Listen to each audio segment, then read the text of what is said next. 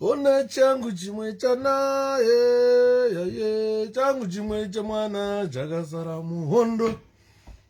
Ona changu chimwe chana, changu chimwe chana chakasara muhondo, chakasara kubiko. Chakasara kubiko, chakasara kuhondo, changu chimwe chana. Chakasara kuhondo, changu chimwe chana. Changu chimwe chimwana.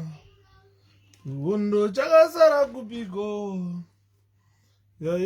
Chakasara kubiko, chakasara kuhondo, changu chimwe chana. Changu chimwe chana. Hondo changu chimwe chimwana. Chakasara kuhondo. Pamberi apa. Same step. Kumashure. Cover up. Pakati apa. Ona changu chimwe chana. Chakasara kuhondo. Ndakusachisefa mazwi. Chinopinda ireyo papa. Wakagara foni yacho panonetsa. Regai nditi manheru vana veZimbabwe ngatirudunuke tipombonoke nhai tichitandana namukoma 𝘂PHER'S manheru anhasi. Pachifanirwa kuita tanga na 200 hours but munongoziva zvinhu zvevana, zvemhuri, zvechi zvinenge zvichita interfere on the business that we want to do. Anyway, we don't want to waste the time. Regai nditi welcome everybody. Pindai tinzoti zviri kufamba sei. Muri kutandana namukoma 𝘂PHER'S musarohwa nehana. Ndachitaura pane mumwe munhu anga achindivhundutsira dedi.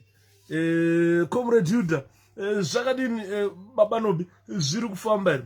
Pane mumwe munhu anga achindivhundutsira. Ndiona ndichizama kutsanangurira, musanyanyotya zvenyu. Ndachizama kumutsanangurira dedi, teererai.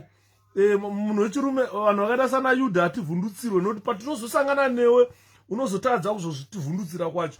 Saka vhundutsira uchiziva kuti one day cross tunosangana, one day cross. Ande muri kunzwa. Moleni zviri sei mwana wamai? Comrade zviri kufamba hlaveza zviri kudini chola adza chakasara kuhondo. Salute Comrade Captain Yuda. Changu chimwe chana. Chakasara kuhondo, chakasara kupiko. Chakasara kupiko, chakasara kuhondo, simudza gumbo. Rizi rako. Pamberi apo. Short step. Pakati apa. Same step. Kumashure. Ona cover up. Ona chakasara kupiko. Chakasara kuhondo, changu chimwe chana. Ona changu chimwe chimwana. Ona changu chimwe chana. Icho changu chimwe chimwana. Chakasara kuhondo. Zviri kufamba ere mukoma dheni. Muchada zviri sei. Hanzi mukoma 𝘂PHER'S long time muri sei zvenyu. Mukoma Chris ndakasimba. Ndatombotsvaga ndikati kwa mukoma Chris wakaenda kumazuva nomarova. Hamuchaoneke pamalive mudhara. Zviri kuita sei. Mukoma Sylvester. Makadini. Regai ndikusalute. Hanzi ngaapinde hake mukomana ngaapinde. Zvake mukomana. Ndakachitaurira munhu anachitaurira panapa. Ada kuvhundutsira vanhu teerera unzwe iwewe. ZANU-PF haina monopoly of violence. Wastrive zviri sei tafire nyika. ZANU-PF haina monopoly of violence. Tiri kungova nyara. Unoziva kunonzi kungonyarana chete. ZANU-PF haina monopoly of violence. ZANU-PF does not own the army. ZANU-PF does not own the police. They don't own those institutions. We pay those institutions. We pay. Tinobhadhara taxi kuti majeregadi apuwe mari. Tobhadhara taxi kuti mapurisa apuwe mari. Tobhadhara taxi kuti vahore mari varume vaya. Ndisu takavaemploya. We employ the public service. Ande muri kunzwa. Ndadzoka mukoma. Zvakaoma zvechokwadi. Nomula zviri sei ndakasimba. Mwana wamai zviri kufamba here. I'm trying to log onto my WhatsApp here kuitira kuti mamessages amunenge musenda pamaWhatsApp nenichimaona nichimaverenga. Zvichifamba. Hanzi komiti hasi mukomana. Aiwa hasi mukomana. Kuna mukomana akaora kumeso. Zviri sei. Ukaona tasvika takuora kumeso zvatakuita kuchembera. Dale Daniels, how are you? Ndakasimba mwana wamai. Makadii mese vana veZimbabwe. Nhasi we have got a guest. Ndati kuna atete chenai uyai tikurukure. So we've got a guest today. People want to understand. We have been mobilizing for the purchase of an armored car for our president. So a lot of people have been asking, Ngoma Yuda, how is this gonna work? Zvachafamba sei zvamuri kutaura izvozvo tozvifambisa sei? Vamwe vanhu they are eager vangataura kuti nhasi chaicha ini ndinayo yangu mari ndopa hani mari yacho ndoiisa kupi? So there are quite a lot of questions. Kuna mwana watori frustrated as I'm speaking, who have failed to contribute their money. They want their money to go to help their president. A lot of people, the guy in Botas atete Chennai muripiko naye. Uyai, vanhu vakumirirai kuno. Vanhu vada kuziva. Zvinoita. Zvimwe vanouya. Saka, as brother Yuda, if you can understand the African politics, you not blame ZANU-PF. But isusu we are educated in Mkoma Mike. We are one of the most educated people in Africa. Our population is perhaps the most literate population in Africa.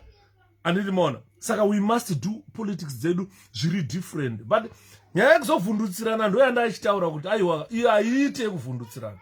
Azvireva kuti sisi vana Yuda hatigoni atati pipi makadi Henry Good pane makurukota pano. Saka ndachitaura ndikati azvireve kuti sisi hatizvigoni kukanda chibhagera uku munhu wese ari kukanda chibhagera dedi. Hakuna munhu asingagoni kukanda chibhagera. Kana munhu dombo charo kutema hapana asingagoni kutema. Kana munhu mubhadha chayo kurova nawo hapana asingazvikwanise zvazvo. Those are things that any Zimbabwean can do. But because of kuti tinochengetedza tiri vanhu vemutemo, asi Shabiro nhasi ndakuona uri live baba magona baba kukunda ndosaka tichikutsvagai saka tichikudai every time and then atete beti makadii. Nyaya yatiri kutaura ndeyekutaura hakuna munhu asingakwanisa kukanda dombo muZimbabwe. Batai ipapo. Hakuna munhu asingakwanisa kubata mbadha zizhamu kurova munhu. Batai ipapo. Pinda yatete beti. Hanzi kunzi mafuta akutengeserwa kadhi reZANU-PF. Ndozvimwe zvatiri kutaura nezvazvo. Is this the Zimbabwe that we want?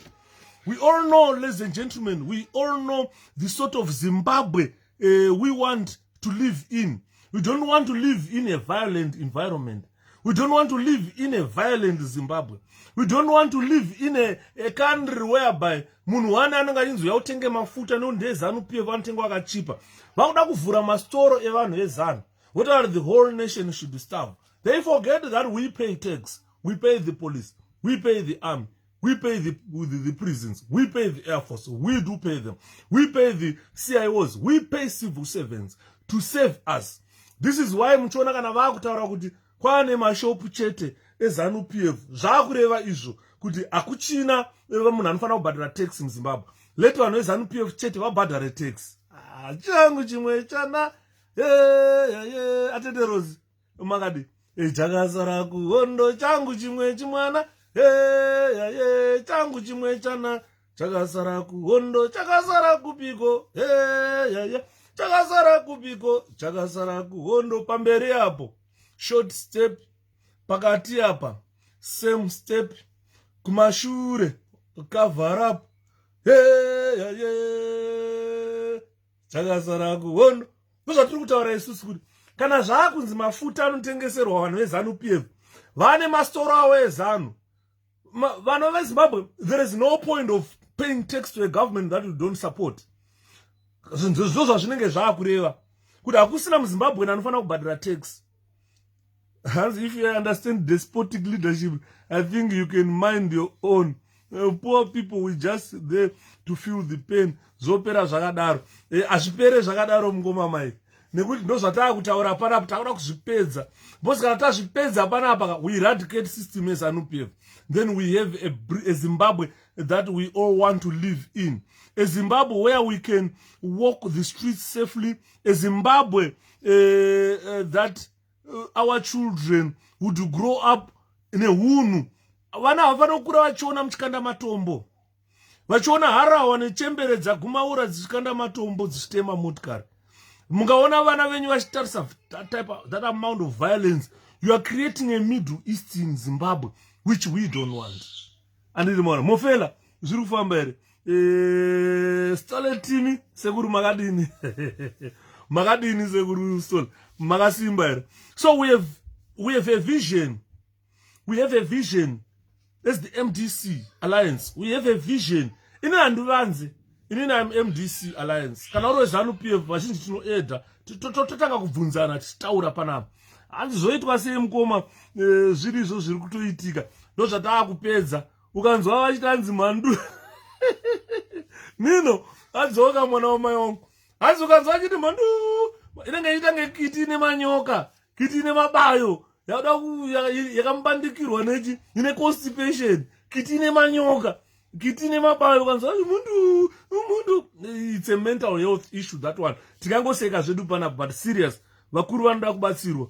Hanziko yekunzi Tagwire yapuwa tender 85 million. Obvious, it's not Tagwire. Tagwire is a front man. Everything done there, there's a ED na Chwenga. Tagwire is just a front man. Otherwise, check it papa 2 million or 5 million. The rest goes to those guys. Atishike upano atete and Magadi ndakasimba mwana wamai. Let's just buy the car. We don't want to regret tomorrow. Definitely, as I've mentioned to people, that we don't want to regret tomorrow. We definitely don't want to regret tomorrow. Because President Chamisa takavatengera Ahmad Kaya ingadai vasina kupfurwa because the man is under death threat. Matombo makaona achikandwa yaye kwakuri kutoda kutouraya kutoponda.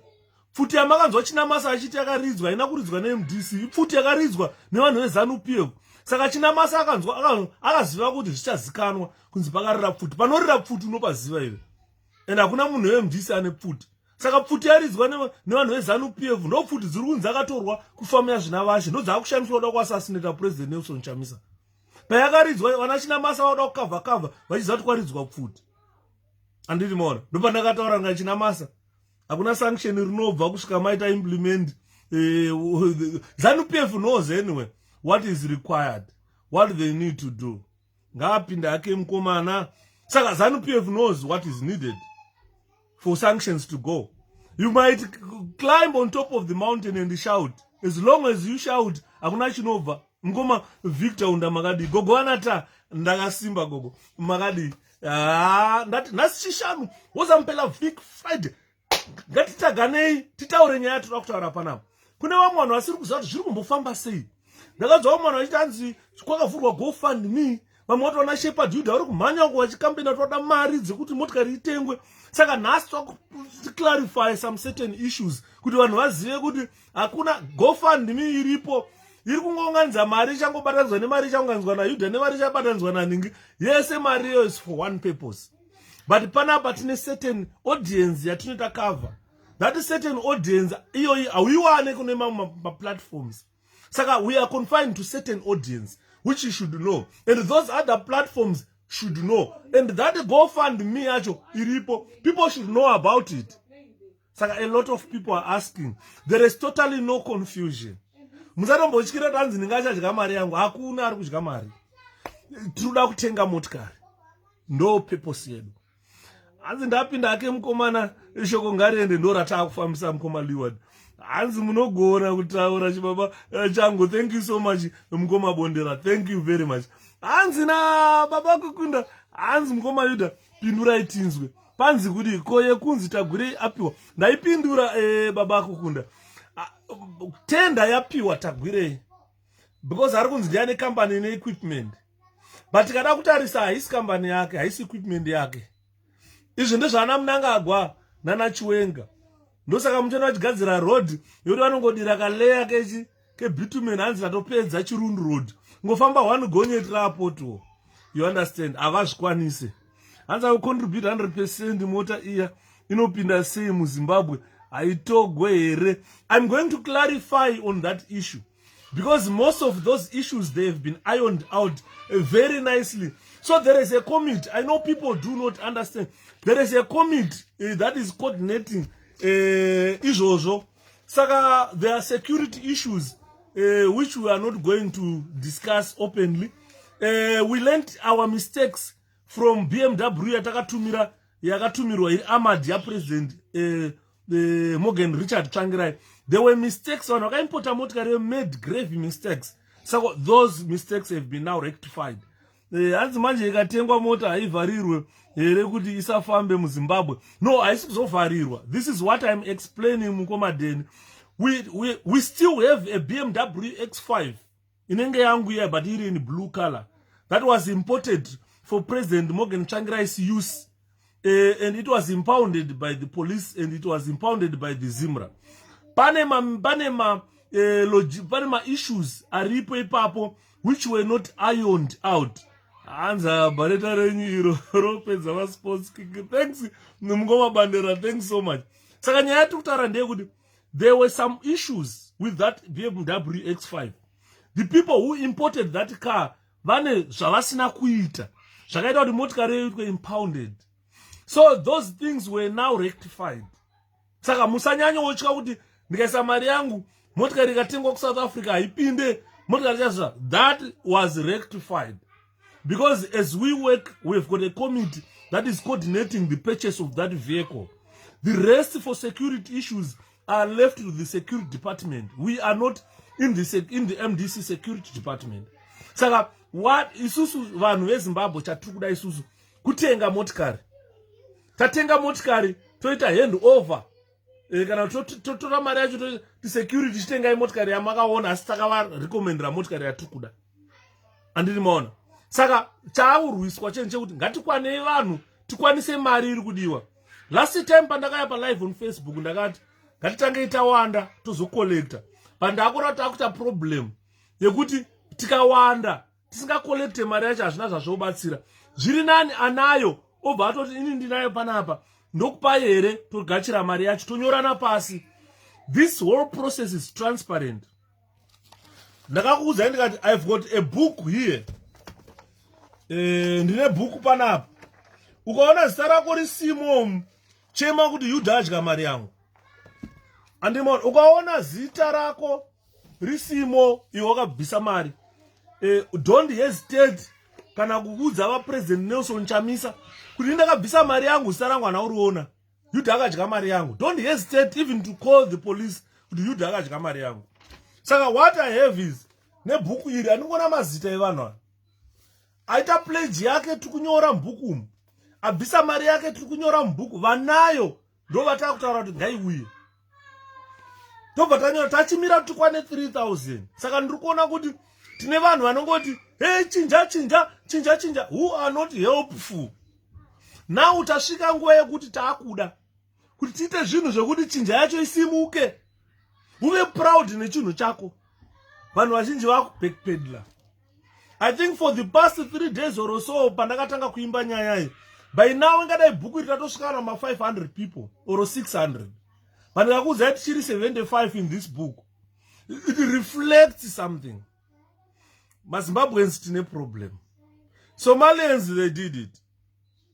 Uganda, they did it. In Gambia, they did it. Eritrea, they did it. Why not us? Saka tine problem. Saka mana takutaura kuti zviri nani angoti anayo tobva tatora tonyora zita rako pasi.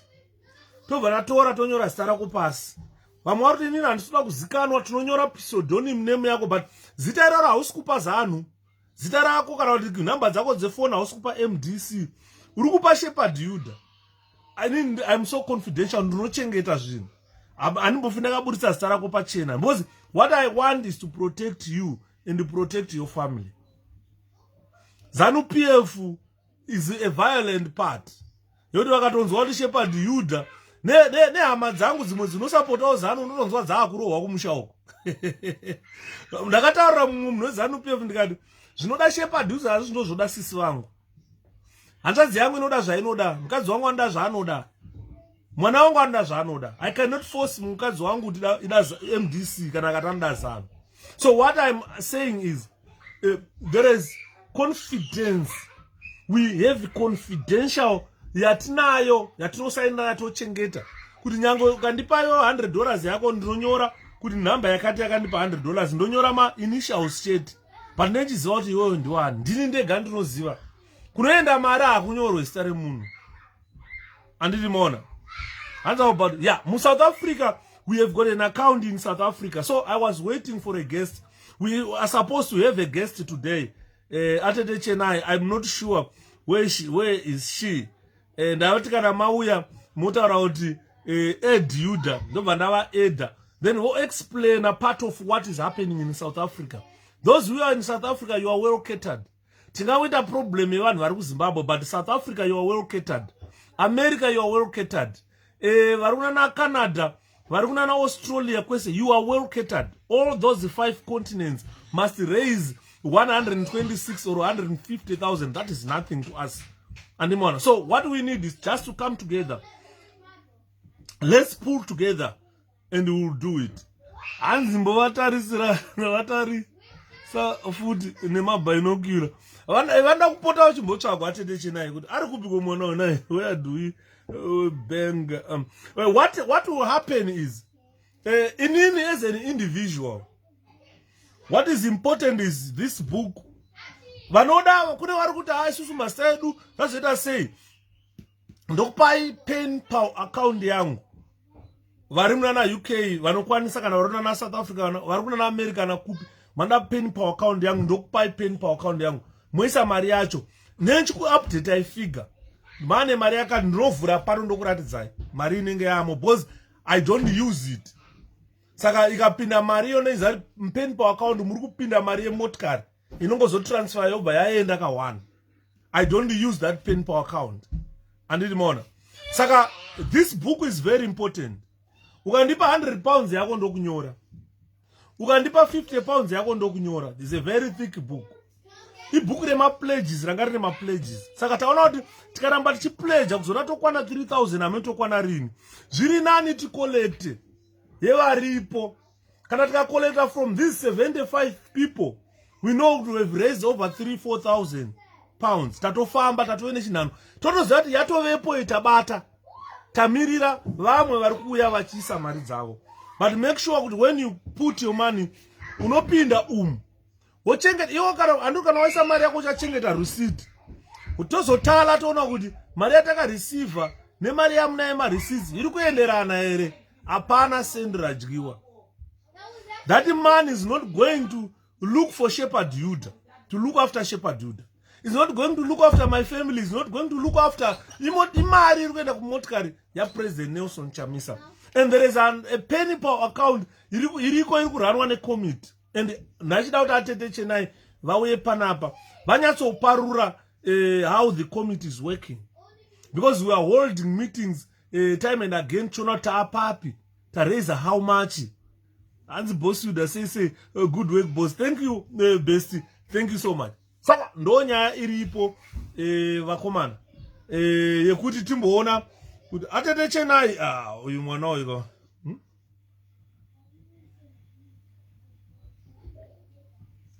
bestie wamaziva kaya wamaziva here bestie. Aya,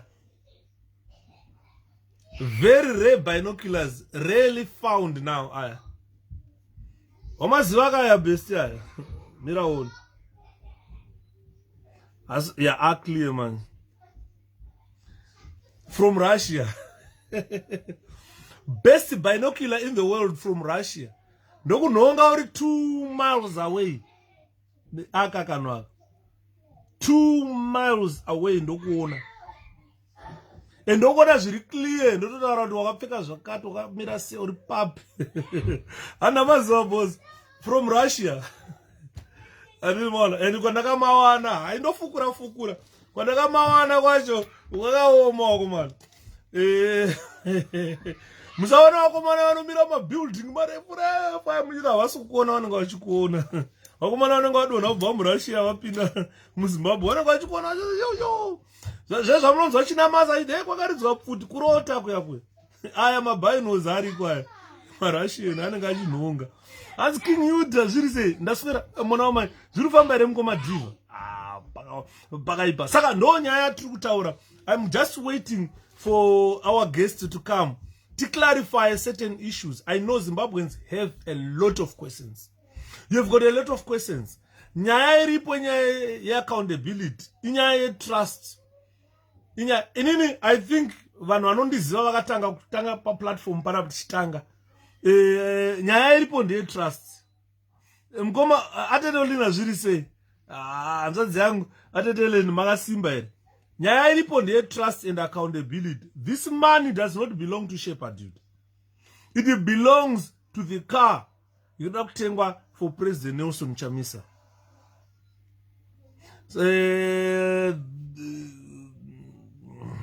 I don't know how can I answer law. Law just hang around. You know what we are talking about. Forward South African bank account. I will transfer this EFT and forward pop to M in Harare. I can do for so there is a committee like what I've said. There is a committee being headed by Juma, Gainditi Juma. Saka everything everything has been put in place, and we have emphasized the issue of accountability.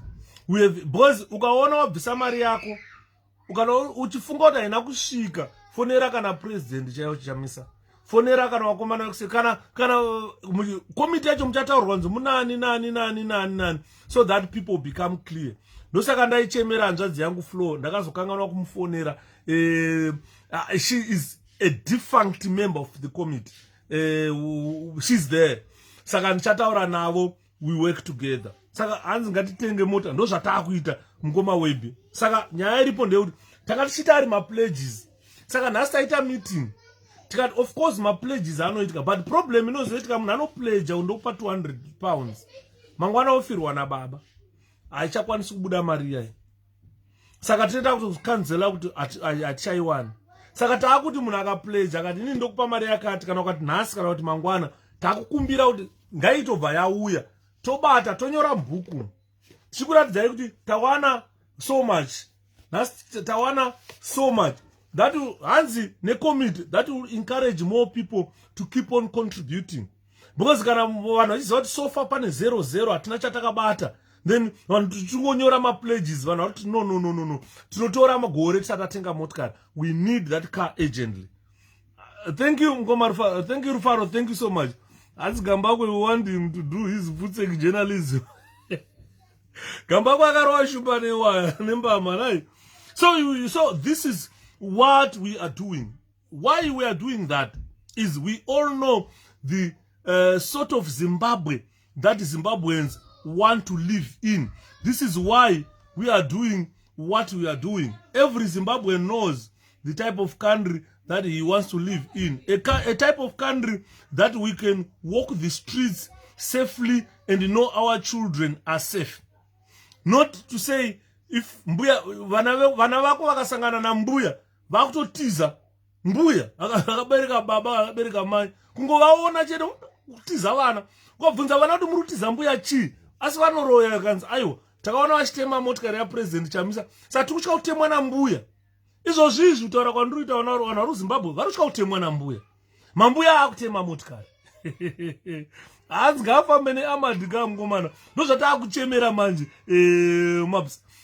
Kuti ngaafambe hake neamadhika. Zviri nani timuprotecte than tizochema, because we all know the Zimbabwe that we all want. And where you can walk the streets safely, where your children can grow up safely and your children are safe. Izvozvi zvimbuya zvezvikutema motikari zvamuri kuona zvezanu zvikutema nevana, zvakatema vana zvikafara zvikapurudza tatema vakuvara zvisingaiti zvimbuya zviyazve. Ndopana kachitaura kuti kujairirana ikoko. Andimona ndopana kachitaura kuti kujairirana ikoko. Hapana ane monopoli yeviolence. Hakuna anotaura kuti nini ndogona kuita violence kupfuura mumwe munhu. Hazvireve kuti isusu kusaita violence kuti hatigone violence. It doesn't necessarily mean that. Hazvireve kuti kunyarara takapusa. Hazvireve kuti kusaita violence hatigone violence. Vakomana muZimbabwe akapanduka akada kutanga violence yacho amuipedza vakomana. And kana yamunenge matanga nyaya yacho haipere. Saka tiri kutry kuti the other side torega kudzorera. Nekuti tikadzorera we have declared war. Inenge yahondo, and we know where the majority is. ZANU-PF doesn't have the majority. And ZANU-PF doesn't have the majority. A lot of people have got concerns. Tikatenga motikari yoku South Africa. Vari kuti tikatenga motikari iyo yoku South Africa. aizotorwe here inozopinda here muZimbabwe zvinozoita sei hatizorohwe majuti here everything has been put in place hanzi varakasha havana plani zvachose vapererwa zvachose ndokupererwa ikokuya ndochokwadi ukaona vakutora mambuya chemberedza gumaura kunotema motikari vazukuru vakaona mbuya votiza kuti mutize mbuya wako wakabata zidombo rakadai andiri muriona hanzi we all know what bloodthirsty ZANU-PF are capable of ngapwe Ahmad Ka ndo zvatakutaura. Thank you Atete Rachel. This is where we are as the people, as people of Zimbabwe, because we all know that we want safe streets, we want a safe country. How do we create that? We need to remove ZANU-PF. For the past 42 years, ZANU-PF has dismally failed to provide safety to the people of Zimbabwe. And you are the taxpayers. Don't forget that. Don't forget that. This is why I'm saying I've come to you guys. We have a vision. And we need to share that vision. I'm watching from Seychelles. How are you doing, brother? I'm well, Ngoma Peter. How are you? Ngoma Ed, 𝗀𝗍. Zamai Tata, and the People's Project will never fail. This is the time. The time has come, and we are not going to fail. So what we are saying is, let's show our dedication. We can only show our dedication by contributing to the cause. Indozomanyemwe ndiri ora iro vanogara mudiriwo ndiri ora rembanje vanogara mudiriwo vakomana vanogara mudiriwo ndiri ora rembanje vanogara mudiriwo usatambe navo vanogara mudiriwo ndiri ora rembanje vanogara mudiriwo ndiri ora vakomana ndiri ora rembanje as blayud as makanyanya mesera simba pakaipa. I was watching him achiwachisa mbuya yaya pakaipa kwa ndiri ora vakomana ona ndiri ora rembanje vanogara mudiri ona ndiri ora iro vanogara mudiriwo ndiri ora rembanje vanogara mudiriwo vakomana vanogara mudiriwo ndiri ora rembanje vanogara mudiriwo usatambe navo vanogara mudiriwo ndiri ora rembanje vanogara mudiriwo ndiri ora vakomana ndiri ora rembanje hanzi mukoma bho zvekuti dudzai zviri sei Atete Beauty makadi Tony hanzi ndiri ora solid tune pakaipa ndiri ora vakomana ona ndiri ora rembanje vanogara mudiriwo vakomana vanogara mudiriwo ndiri ora rembanje vanogara mudiriwo usatambe navo vanogara mudiriwo vanogara mudiriwo akomana ukazwa ndikakashaura soka ndenge ndakunyatsonzwa kuti hakuna ane monopoly yeviolence, hakuna zvachose ane monopoly yeviolence. Hanzi zuva rikangobuda baba unovonzwa manyembo. Saka hanzi I like this song Driora. Thank you Atete people. So what we are saying is we have got a vision, ladies and gentlemen. That vision cannot be fulfilled by Shepherd alone. Mkoma John ziri say mwana wamai Atete Beauty hanzi hai from South Africa say mkoma ndakasimba Atete Beauty makadi mimi ndakasimba mwana wamai Diana Williams ziri kufamba. So we have got a vision as Zimbabwe. Let's have a social contract where everyone becomes a stakeholder. This is my plea to the people of Zimbabwe. We have got a threat on our president. ZANU-PF has vowed to kill, has vowed to assassinate him. And they have used Chinamasa Katarate, Kwakatorizwa Pfuti, and he is trying to accuse MDC. Vakomana vai vanazo, vanawo aya. Usafori vanenge vasingaone. Uchirisiuridza Pfuti yako, vanenge vachitokubinocular vanokuona vakomana vai. Saka don't worry. Zvekutaurwa naChinamasa zvekudhota aticheuke muridzo atikati gare gare tombodongorera guests amen. Let me say to members of the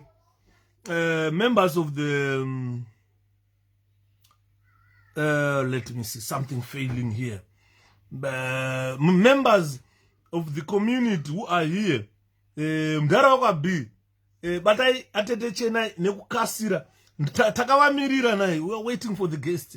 so that some issues become clear. We want issues to become clear, and people have confidence in contributing to this special cause. We do have a special cause. I'm singing that song. Tichipfura mabhuku nepaseko. John is pakaipa uchiro actuous road baba. Uchiro majuri ora vakomana vanogara mudhiri ora rembanje vanogara mudhiri vakomana pakaipa. Zuri moyo wangu wadzimwe moyo chena chemenda ndandoga opa ukama wakaura ndiwe wakaura ndiwe wakaura ndiwe wakauraya wakauraya ndiwe wakauraya hazvina mhosva opa ukama zuvari richingobuda moyo wangu wadzungaira moyo chena usandichemendo ndandoga opa ukama wakauraya akona chuto chinonakidza kanonazva kuti ndini ndega ndiri panapo. But izvozvo ngatichiitai a social contract with the people of Zimbabwe. Ndina masa agara murwere blazida anotogula ndochokwadi. Hanzi zuva riye richingobuda moyo wangu wadzungaira moyo chena usandicheme ndoenda ndoga ini opa ukama wakauraya wakauraya ndiwe wakauraya wakauraya ndiwe wakauraya hazvina mhosva paukama. Ndakati rimwe gore tikumirira guest yedu chitaura nyaya. Atete chenai, can you be quick? If you are here, just type add here so that I can add you to clarify certain issues. Vana veZimbabwe vabvise mari. Ndakati kwauya vamwe vafana pane kosi yandakambotraina so yavamwe vafana so vafana ava paive nedzimwe monya dzekuti waiti ukaitarisa so yange masuru yakadai so ndakavatarisa kana vafana ava masuru ndodzipedza idzi. Saka ndakaona kuti kuita whip vafana vapinde mulaini ndoka ndakatanga kuvarovera ikaka kuti zuva riye richingobuda moyo wangu wotenderera moyo chena usandicheme ndoenda ndoga ini opa ukama wakauraya ndiwe wakaura chidhumo takauraya ona chidhumo takauraya hazvina mhosva imbavha takauraya chidhumo takauraya chidhumo takauraya chidhumo takauraya hazvina mhosva imba. Ndakaona vafana vamira kuti zi unoziva uri kupindwa nemwe fiye kufuata hapana pandofira pano, but itraining chete ingobvisa chipofu kuti vanhu vangovechi mamiliteji. Handimuona nyaya yacho. Hanzi bhora mberi mukoma anomakwa ndiye ane bhora chamisa ndiye anaro ndo chokwadi. Mental health issues pana mudhara Patrick Chinamasa ndo chokwadi. Hanzi please add me nimbobvumira those song ndafunga kuri ine problem zivuku ine problem ndikaedha munhu inomboenda volume inotinetsa. Saka tachingomirira guest redu kana guest risina kuuyayo ndokuedha mona mai umbokadairira ikaka timbokarova takarowa actuous mine. Ndakabva ndabva ikoko nhai ndikabva ikoko toenda kwamudhara Tsvangirayo tonoimba amai nababa musandicheme kana ndafa nehondo ndini ndakazvida kufira Zimbabwe pamwe chete one vamwe vangu okumbirai kumudzimu ndifambe zvakanaka kana ndapinda muzango sango rine zano okumbirai kumudzimu ndifambe zvakanaka ini kana ndapinda muzango iri sango rine zano. Handimunzo musandichanya uzondichema kana Yudha ndinge ndaurawa nezano paune ndakaberekerwa ndichaurawa nezano naye, asi mimi kumbirai kumudzimu ndifambe zvakanaka ini kana ndapinda muzango sango rine zano. Saka ndonyaya tiri kutaura kuti zvese zvatiri kuita izvozvizvo kuti tsvage mari tiunganidze mari chatiri kuchemera chii? Tinoda kuchemera Zimbabwe yaunoziva kuti iyi ndo Zimbabwe yatinoda tese, the Zimbabwe that we want to live in, a Zimbabwe where you can walk in the streets without fear, where your children will grow up without fear of being stoned nezanu PF, of being stoned nemambuya, fear of kupisirwa mudzimba fear of abduction. So we are saying, Anchamisa inganga, inoshopera, ndo chokwadi.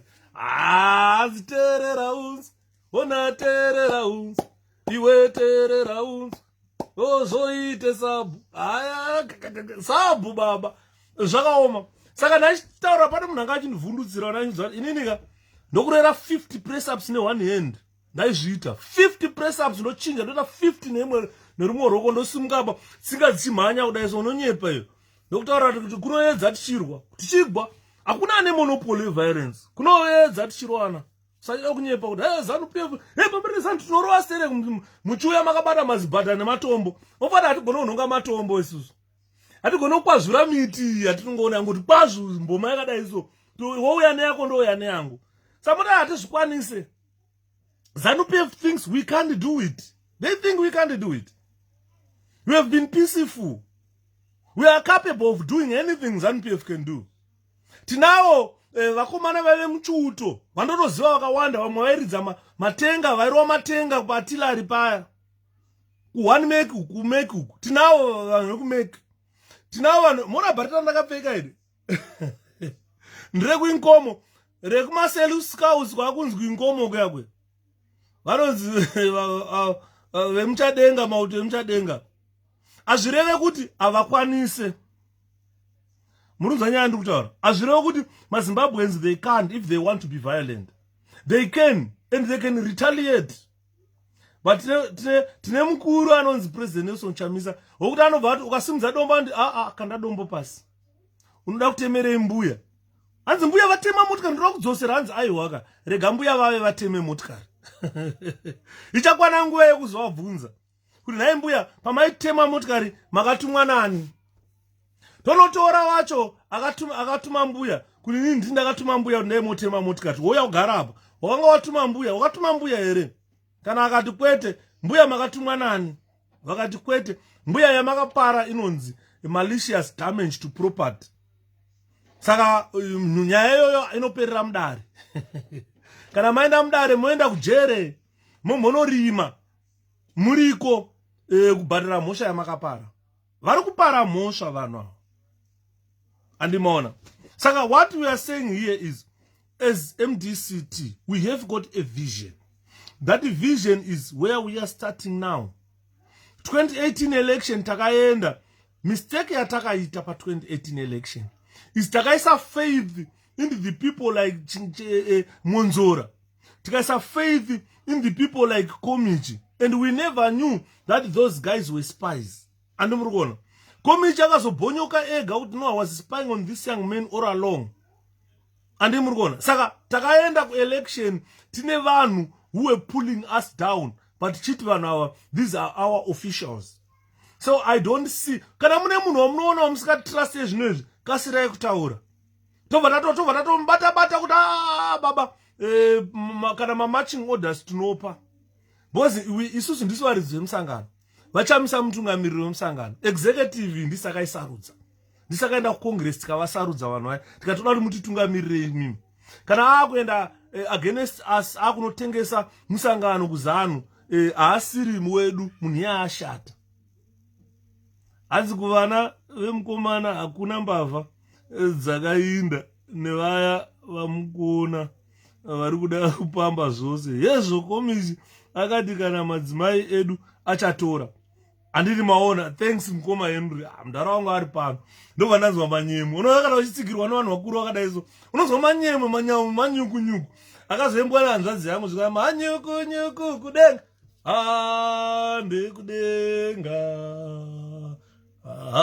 ere kudenga andina mapanyika ama yangu ndi Jesu babaka unonzwa manyukunyuku unonzwa manyemwe kana tichitsigirwa nevanhu vakuru vakadaiso iwewe wogara hako kumba usikazoteerera shepherd Yuda kuti tiri papi nhasi tiri kubva kupi tikuenda kupi hanzi naLinda Masarira the masvingo violence was instigated by BT function not supporting Chamisa MDC has been a violent party from Tsvangirai days. It's not ZANU-PF supporters. Atete Rachel, honestly ngatimbotaura ichokwadi handisi kutuka patoda kutaura anoteerera Linda Masarira ndiani anoteerera Linda Masarira ndiani? Handisi kutuka, handisi kushora vanhu vechikadzi. Kuna vamwe vanhu vechikadzi vekuti unonyeperwa pekutanga. Muri kuona tese isusu takatombomitisawo vakadzi avo, vana vevanhu avo. Vamwe vacho tikaramba tikazotora vamwe. Inenge isiri mhosva yemudzimai, anenge anyeperwa. Nzaa inini unoziva shepherd, ndotwa shepherd, hadi mukadzi wangu atiwirirane, zvakadii ndoda kuti mumwe mukadzi wekuroora, ndobva ndakutungidza woita pamuviri. Saka mistakes kuvanhu vechikadzi, unogona kuti kamwe chete kaviri, we call those mistakes. But kana wakuti ukaenda kumba kwana shepherd, une first born, woenda kwa Philip Chiyangwa, une first born yekwa Chiyangwa, woenda yekwa Kanyemba, une first born yekwa Kanyemba, woenda kwana Gogovana Wayne, une first born yekumba kwana Gogovana Wayne, woenda iweyo kwa Gwaya, une first born yekwa Gwaya. 5 men, 5 different children, and you still seek relevance in front of Zimbabweans. Because I can go deeper than that. Like, wobva you are alcoholic. Uri munhu anonwa doro uchina mabhawa, uchithreatena, ndokurova. Andiri kuona. Ndakasimba tavazwa uri sei. She is alcoholic. She survives on beer. She goes kubeer hall kunotsvaga mari. Akaenda kubhawa chikomba chaasangana nacho sanoitira mwana. Saka munhu akadaroka is a mental case. Zimbabweans, I blame Zimbabweans who listen to Linda Masarira. That lady is a mental case. Ukatomutarisa kutogeza chaiko hageze. She doesn't bath that one. She doesn't bath that one. She doesn't bath. Unoziva ndikaenda kutaura ndati handisuda kutaura zviri deeper. Because ukada kuona uri munhu wechirume usingaseme. Uchinodhibha rero harisi dhibhika remombe rekuti rinenge rakaiswa mushonga. Kuti yudha dhibha imomo wodhibha imomo wodhibha imomo wodhibha imomo. Unozopesera kuti zvaita kunge chimaititi chache. Chekuti chero wachanhonga murodhi achisarudze chinongodhibhisa chero chichienda. Chichinhuwa chichiora nesiki chichienda. Andi muriona. Saka nyaya yati kutaura ndeyekutaura dzedze isiki chete. Ukatomutarisa skin yake chaiyo. Hembe dzaanopfeka tarisa skin yake inokutaura kuti munhu anorwara. Isiki, ane siki mukadzi uyo, siki chaiyo. Andoda medical attention. Saka unoona problem yesiki dzakaranga vana gonorrhea hadzizobudi nekukasira. Dzinonopinda kuno damage her brains. Already she's brain damaged. What? Pandakatanga kuona kuti munhu ari brain damaged, ndakatanga kuona musi wakaenda paMohlane Commission. What she said on Mohlane Commission, she even shocked the Mohlane wacho. To the extent that papa summarized evidence that were presented before that Mohlane Commission. Nothing was said about it. As you know, Mohlane hana kumuona achitaura kana hatina kumuona achitaura. But akaona zvaaitaura zvacho kuti is connected, zviri disconnected. Ande muri kunzwa. Saka ukaona uchiteerera munhu akaita saLinda Masarira ari disconnected. Zvakafanira nekuteerera maititi vachituka kuti musatanyoko chemukoti chamai vako zvakazodii zvikadii. Unonyatsokuona kuti haasiri ari kutaura vanhu ava vane siki. Ande muri kuona. Inini at least I've studied forensic. I've studied much of these brains. Zedze isiki dziadzi. Siki vanotoda treatment vanhu vaiva. Under treatment. Andimona. Because andizeti varume vanopinda munhu nekubuda kuti takaita sei. Varumewo sometimes we are ourselves to blame. Tozviroya tega. Andiona. Honestly, paunoziva kuti apa pane 10 varume vakapinda vakabuda ne10 vana. Andimona. Handisi kuda kushora vanhu vechikadzi nekuti kwedu kumusha tinavo vanhu vakamitiswa vakarambwa. Tinavo vanhu hama dzakamitiswa dzikarambwa dzakawanda stereki. But havana kuzomboita mistakes kuti nhasi vana Yudha, mangwana vana John, mangwana vana Paul, mangwana vanani vachingozvariswa chete kunge imbwa. Munhu wechikadzi haufaniri kubindura kunge imbwa.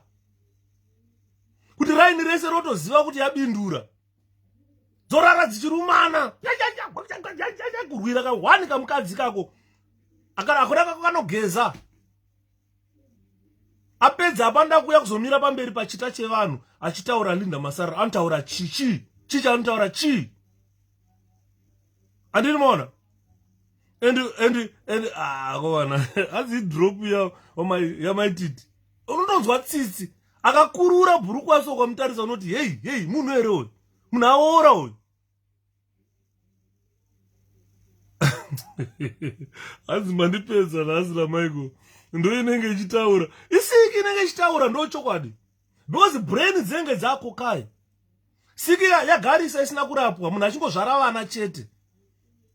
Siki iripo munhu achingozvara vana chete. Unoona munhu achifamba achitaura hey ama HIV unge zvinoshamisa. Andinoona isiki idzo dzinenge dzingotaura dzingobhotyomoka siki dzichinda pa vanhu vachiteerera zvazvi anotoda maragado chaiyo give doze yemaragado maCPZ aya kakupa maragado choswera chakarara chakarembera ukatasa bvudzi rake chairo ndonatsoona kuti munhu anorwara. Andinoona ndatenda hanzi chimusiyai tingo describe zvaari kuti hakuna munhu akadaro. Andinoona hakuna munhu akadaro. Hanzi chero Java obvious hana Java ndakaseka zvikanzi Zimbabwe hanzi inini tiudzei ndimuprofita muprofita Ezekiel kuti bhora rakamira sei oza journalist akaita manyemo zvikanzi iri kuwina 1-0 Zimbabwe. yakazoti yomamiswa manje Zimbabwe yacho. Ndikana kuti ndo muprofita anobva watiza handiprofite futi hamundione pavanhu futi. Pakaipa mungoma pani aiwa haundione pavanhu futi. What's the topic yatina tikumirira our guests atete chenai uya mwana wamai nai tipedze nyaya tira kutaura panapa inyaya yekuprotecta president Nelson Chamisa. Toda kuprotecta president wedu handi muri kuona ndiye watoda kuprotecta president wani wedu watakasisarudzira tega. Iwewe neni takada chibvumirana takada contract yekuti vachamisa imi chititungamirai. Takagutsikana neutungamiriri hwavo mushure meunge president Richard Tsvangirai vafa. Saka takasarudza murume watakati uyu ndiye achatitungamirira ndiye achave baba vedu. Saka baba vedu vapa dambudziko rekuda kupondwa rekuda kuurawa nevanhu vasingade chakanaka panyika. Andinoona saka taakuchemera manje kuti iwewe kwauri neni kwandiri tobatanidza toita mudeme hanzi okay that's fine pane nyaya inoda kugadziriswa nyaya saka ngatitei mudeme iwewe neni sekubvumirana kwatakaita kuti murume tichamchengeta atitungamirire. Hanzi you are right brother Yuda. Some women like Linda are a disgrace. Yeah, definitely, especially to the female world. I mean, vakadzi vanoma accepta kuti mukadzi akaita say that one. I think anonzi hanzi 𝗀𝗁𝗁𝗄𝗏 vaiva kuti is both a woman and the man. Anoda kutombobviswa bhurugwa pavanhu tumboona kuti haasi both here uya. Andini man tongorore tuone kuti haasi both here because unonyatsokuona kuti idzi nharo idzi ndedze testosterone hormone. Because pane dzimwe mboko dzoti dzinonge ndakachengeta mabhanditi mboko dzaipenga kujeruku ndakadziona mboko dzakabika vana wana mukarati vakabika vana wana mutaro takavachengeta wana mugwidi. Pane mubhanditi wandakapinda basa wandakasvika ipo aive nechibhororindo panapa rimandi ainzi mugwidi. Bhanditi 1986 ainzi akauraya mainini munin'ina wamai akacheka akaisa mapepa akafamba achitengesa nyama.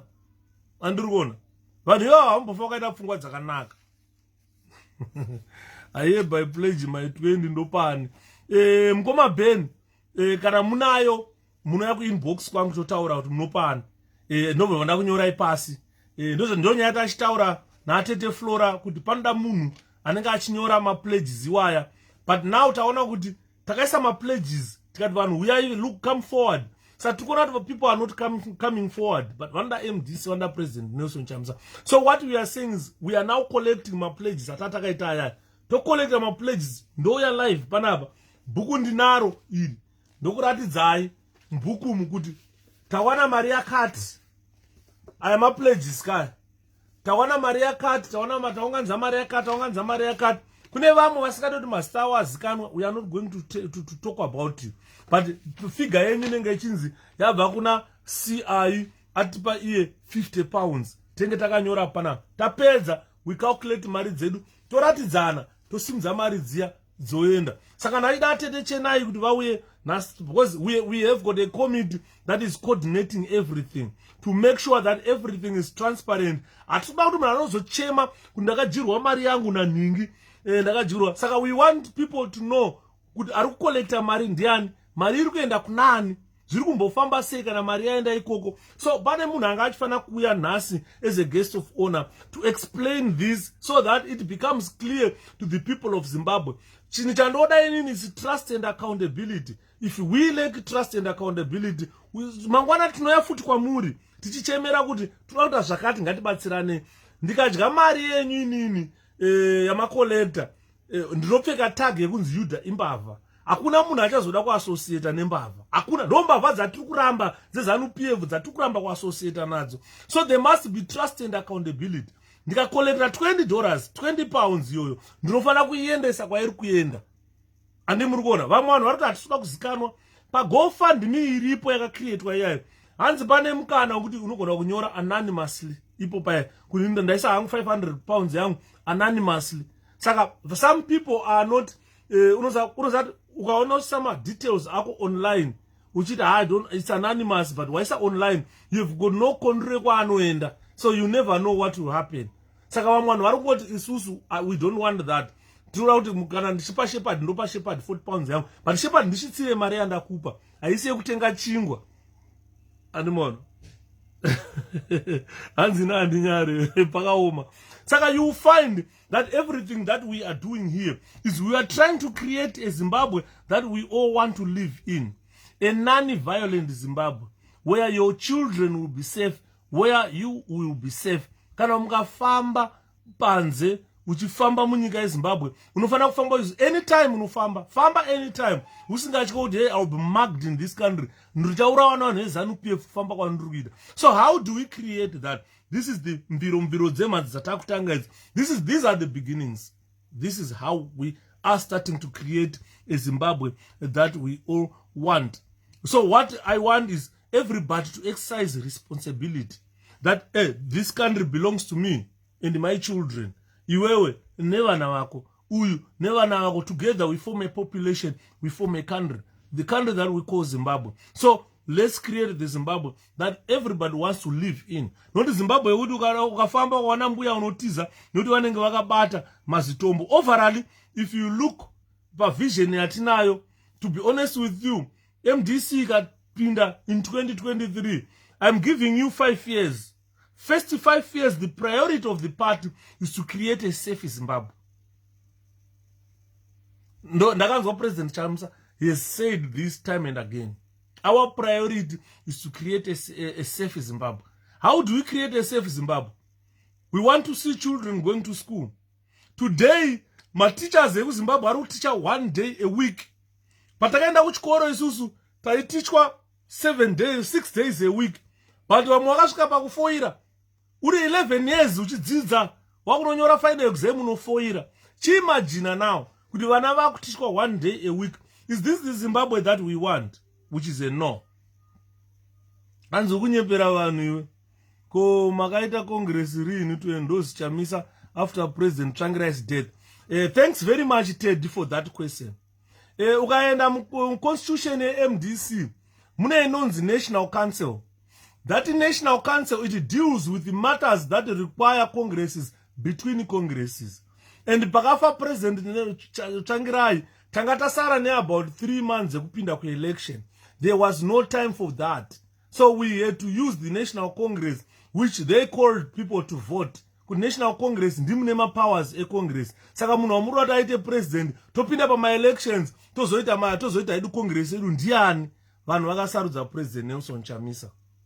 And Vatsvangirai is the person akabvisa T pa MDC akaisa A, akati vamwe Welshman mumwe na biti yaimsaine pano.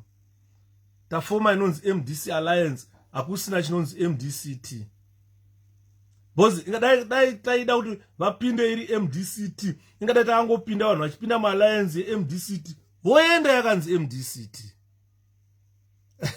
Ndofunga ndamupindura mukuru uyu zvakanaka kuti kana achida tomuvhurira constitution yeMDC inonzi National Council that deals with the matters of Congress between one Congress and the other and another, where if something that requires Congress, it can be deliberated by the National Council. And by consent and consensus, the people of MDC, they choose President Nelson Chamisa to be their president. This is why urikuona nhasi kana akafamba munhu wese anongomhanya achiti Chamisa. Everybody goes and say Chamisa. After that, we went to a Gweru Congress where 𝘀ጽ participated, where Douglas Munzora participated, and they all lost. It's so interesting. It's so interesting that when they lost, they reverted back to a losing club. And say they surrendered themselves to ZANU-PF.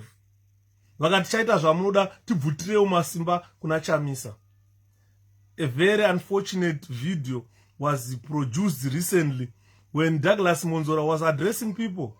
Yes, takatora mari. Yes, takatora member of parliament. Yes, he knows that akatora but hana mandate. The mandate comes from the people. The Congress are the people. Again, ndikupindura zviri simple. Andisi kutuka munhu when I say ndikumupa ma facts. Congress are the people. Mandate comes from the people. So what they are seeing now today, they are seeing reality. What they are seeing today, they are seeing the constitution of the party, which is the people. They are seeing the conference, which is the people. They are seeing the MDC, which is the people. They are seeing the consensus, which is the people. Ukaona vakutaura kuti hanzi hana party, asi achibuda vanoenda press conference. Achibuda vanotuma masoja nemapurisa unoclear anonzi growth points, vai pano vanhu vachirohwa, vai pano Chamisa ari kuuya pano, vai pano. But ukanza vachifamba vanonge vachitaura kuti apera. Vanhu vai vangoona motikari Chamisa uyo vanokoromoka makomo vese kumhanya kunoona Chamisa. Ndo constitution yeparty iyoyo. Those are the people who elect Chamisa. Chamisa elect when a constitution party a paper. This paper doesn't move. It doesn't vote. It doesn't say anything. It's something written which can be changed. Ukada kuona constitution MDC kuti yachinjwa kangani. Tokozani kupe paakanoita congress yake na Obet Gutu. Vakasvika vakavharirana vakachinja constitution yavo, vakatora kuti Linda Masarire aite spokesperson. Vakatora Linda Masarire anga asina 5 years mupati akaita spokesperson. Saka that tells you that a constitution is just a paper which can be changed anytime. Saka ndofunga napindura mukuru zvine uchenjeri. Kana vachida more answers, ndogona kuvarefer kuna Mahere, who is the spokesperson of the party. So Chamisa is the leader of MDC, not by a paper, but by the people of Zimbabwe. Munoita BP mukafa. Ndokana chitaurira vanhu ndikati zvinhu zvina Mwari mukati, ukanzwa zvichinzi God is in it, don't fight zvinhu zvina Mwari mukati. Because munoita a BP mukafa. So what we want is a Zimbabwe. We want to create a Zimbabwe that your children will be safe and you will be safe. As I am speaking today, Patrick Chinamasa said, kuna President Nelson Chamisa kwakaridzwa pfuti. Ukaona pfuti dzakuridzwa nyika isina hondo, that means you are not safe. You are not safe at all. Andimana, you are not safe at all. So what we want is the people of Zimbabwe to be safe. We want to create a Zimbabwe that is safe. And how do we create that Zimbabwe that is safe? Let's protect the only viable president that we have. Opposition political parties, they are no longer opposition. Vana madhuku makaona vachipuwa dzimotikari, adzimotikari dzekupola dzatizive ndezvei. Madhuku haana mubvambo ita vanhu vanopfuura 2000 per election.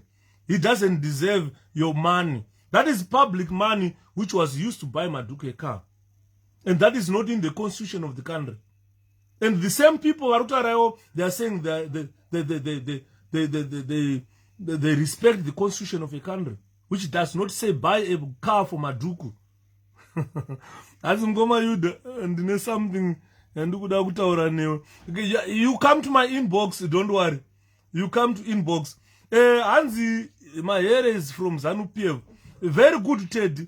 My hair is from ZANU-PF, fair and fine. Tsvangirai was from ZANU-PF. Are you aware of that? Are you aware that Tsvangirai was a ZANU-PF card-carrying member? Tsvangirai even went to the war, Zikasodzoka. But he was from ZANU-PF. It's very simple. We cannot continue to accuse people that is ZANU-PF is ZANU-PF. Our former president, the late Morgan Tsvangirai, he came from ZANU-PF. But unoona mwe murume mukuru anomisa ndebvu so dzinomira kudai kuti mahere zano. Akangana uzati munhu akafoma munhu who was the first president of MDC was from ZANU-PF. President Morgan Richard Tsvangirai vakanga vari vekuzanu. Mukoma wavo ainzi Richard Manyonda aive member of parliament eZANU-PF. Even mai vacho chaivo kana kubhuira she was ZANU. Yeah, saka ngatizivei kuti let's not accuse people kuti uyu anga ari weZANU, uyu ndeweZANU. Monzora wati kutaura nezvake nhasi anga ari weUANC, a political party that led to the bombing of Zimbabweans in Nyadzonya. Today he's the blue-eyed boy wa Idi Mnangagwa. And UANC was in the government when people were bombed in Zambia. A lot of Zimbabweans died there, bombed by the UANC. Vachilida nyika ya Zimbabwe Rhodesia. But today, surprisingly, tine vanhu vari kufollowa Monzora vachitanzi ndi president wavo. Andimaona. Unoya ku inbox kana ndapedza Nyazi, come to my inbox my brother. Saka tine problem yevanhu who think they are more MDC than other people. Our former president Richard Morgan Tsvangirai came from ZANU-PF. Taivetina Mdara 𝗀𝗶𝗄, they came from ZANU-PF. Taivetina Mdara Love Momoyo, they came from ZAP. And ZAP was in national accord with the ZANU-PF. So we can say they were ZANU-PF. So what I'm saying is now we had people from ZANU-PF who joined the MDC. 90% of all the people who vote for ZANU-PF, I mean for MDC, in 1980 most of them voted ZANU-PF. In 1985 they voted ZANU-PF. And our first, let me say, first political victim in Zimbabwe, Trimomins, his father used to work at 𝗀𝗶𝗄's family, and his father was ZANU-PF before he joined his MDC. And mwana wavo, Trimomins, was murdered by ZANU-PF. Saka tikada kutarisa kuti vanhu vakanga vari veZANU-PF muMDC ndavanani. Topera kudzinga vese, vanopera ku naitosara tisina vanhu. Tichikoti vanhu vanga vari veZANU, vanhu vanga vari veZANU. People change. People change. Aimboziva kuti Lyndon Tumofyas achaenda kuZANU-PF ndiani. Akauya akakontesta vice president akadyiwa naMaikore. Aimboziva kuti achaenda kuZANU-PF ndiani. Aimboziva kuti Jonathan Moyo wari kutaura nhasi Teddy achanga akuti hanzi ndogona hangu kutraina MDC election agents. Aizviziva izvozvo ndiani. Things change. Let's not dwell on ancient politics, antique politics, where people think someone is glued to a political party. No one is glued to a political party. If I tell you that 𝗀𝗀 Holland, who is the founder member of MDC, she was mudare reZANU-PF. Kana chitaura dare reZANU-PF, Hatisi kutaura just a structure yangoita se branch reZANU-PF. No. Tikutaura the police organ of a party. Rainzi dare reZANU-PF nguva dzehondo kuma 1974-75. Sekai Holland in 1975 was a ZANU-PF member. And Angari in the highest rank of ZANU-PF.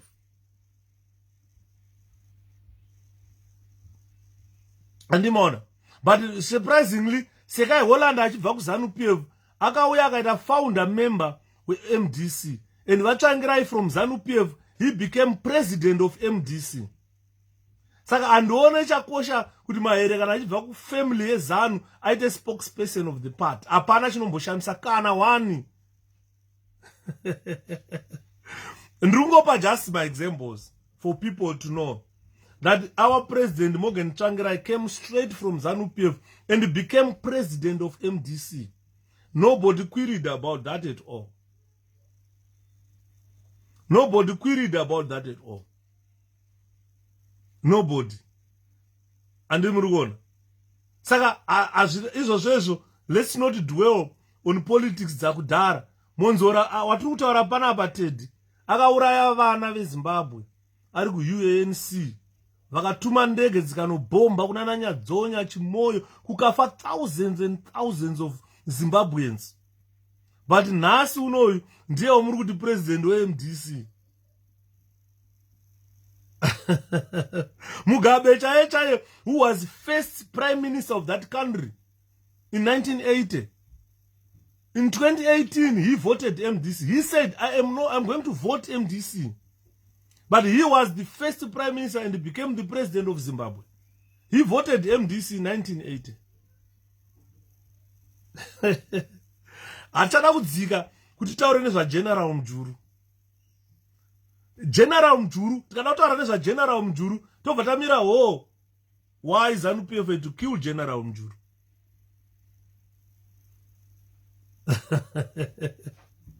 Saka nema defections akaitika mune screening improvements here in place because trust inenge ichatinetse. Munenge muchida kutrustane. Ndo nyaya yatichida kuziva. We are in politics, hatisi kuchurch. Kokuti kunoverengwa Bible Mwari wakanaka uri kurwara ngaapore. Hakuna zvakadaro. Hakuna zvakadaro. Azi vataurire ngoma Jimmy ndosaka tiripo. Regai tidzidzise vana. Kuti president wedu chaiche vataiti Vatsvangirai.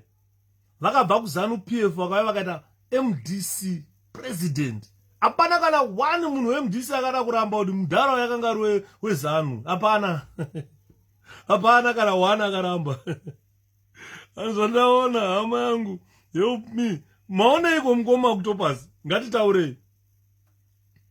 Andi munhu ari kuMDC asina mbamboenda kuZANU-PF ndini chete. Pamwe na president Chamisa vakazvarwa vakakura manje ndo vasina kumbojoina MDC avo. Vasina kumbojoina ZANU. Hands well researched, my brother. Tutara chokwadi mukoma ubedi. Because tikareka kuvaudza chokwadi tichivapa nemazita evanhu. Vanozofunga tinovanyepera vanhu. Beta kuvataurira chokwadi. Hanzi tisvikewo. Svikai. Ndise nhamba. Mondifonera ndoda kutaura nemi. Kandai nhamba kuinbox mukoma siyavo tutu. Mwana wakumusha kwangu mutonga uyu. Andidi. Saka nyaya yandiri kutaura panapa, it's very clear. It's very clear. Kuti tikatanga kuti ndingakabva kuZANU, we are destroying our movement. Let's discard that type of thinking.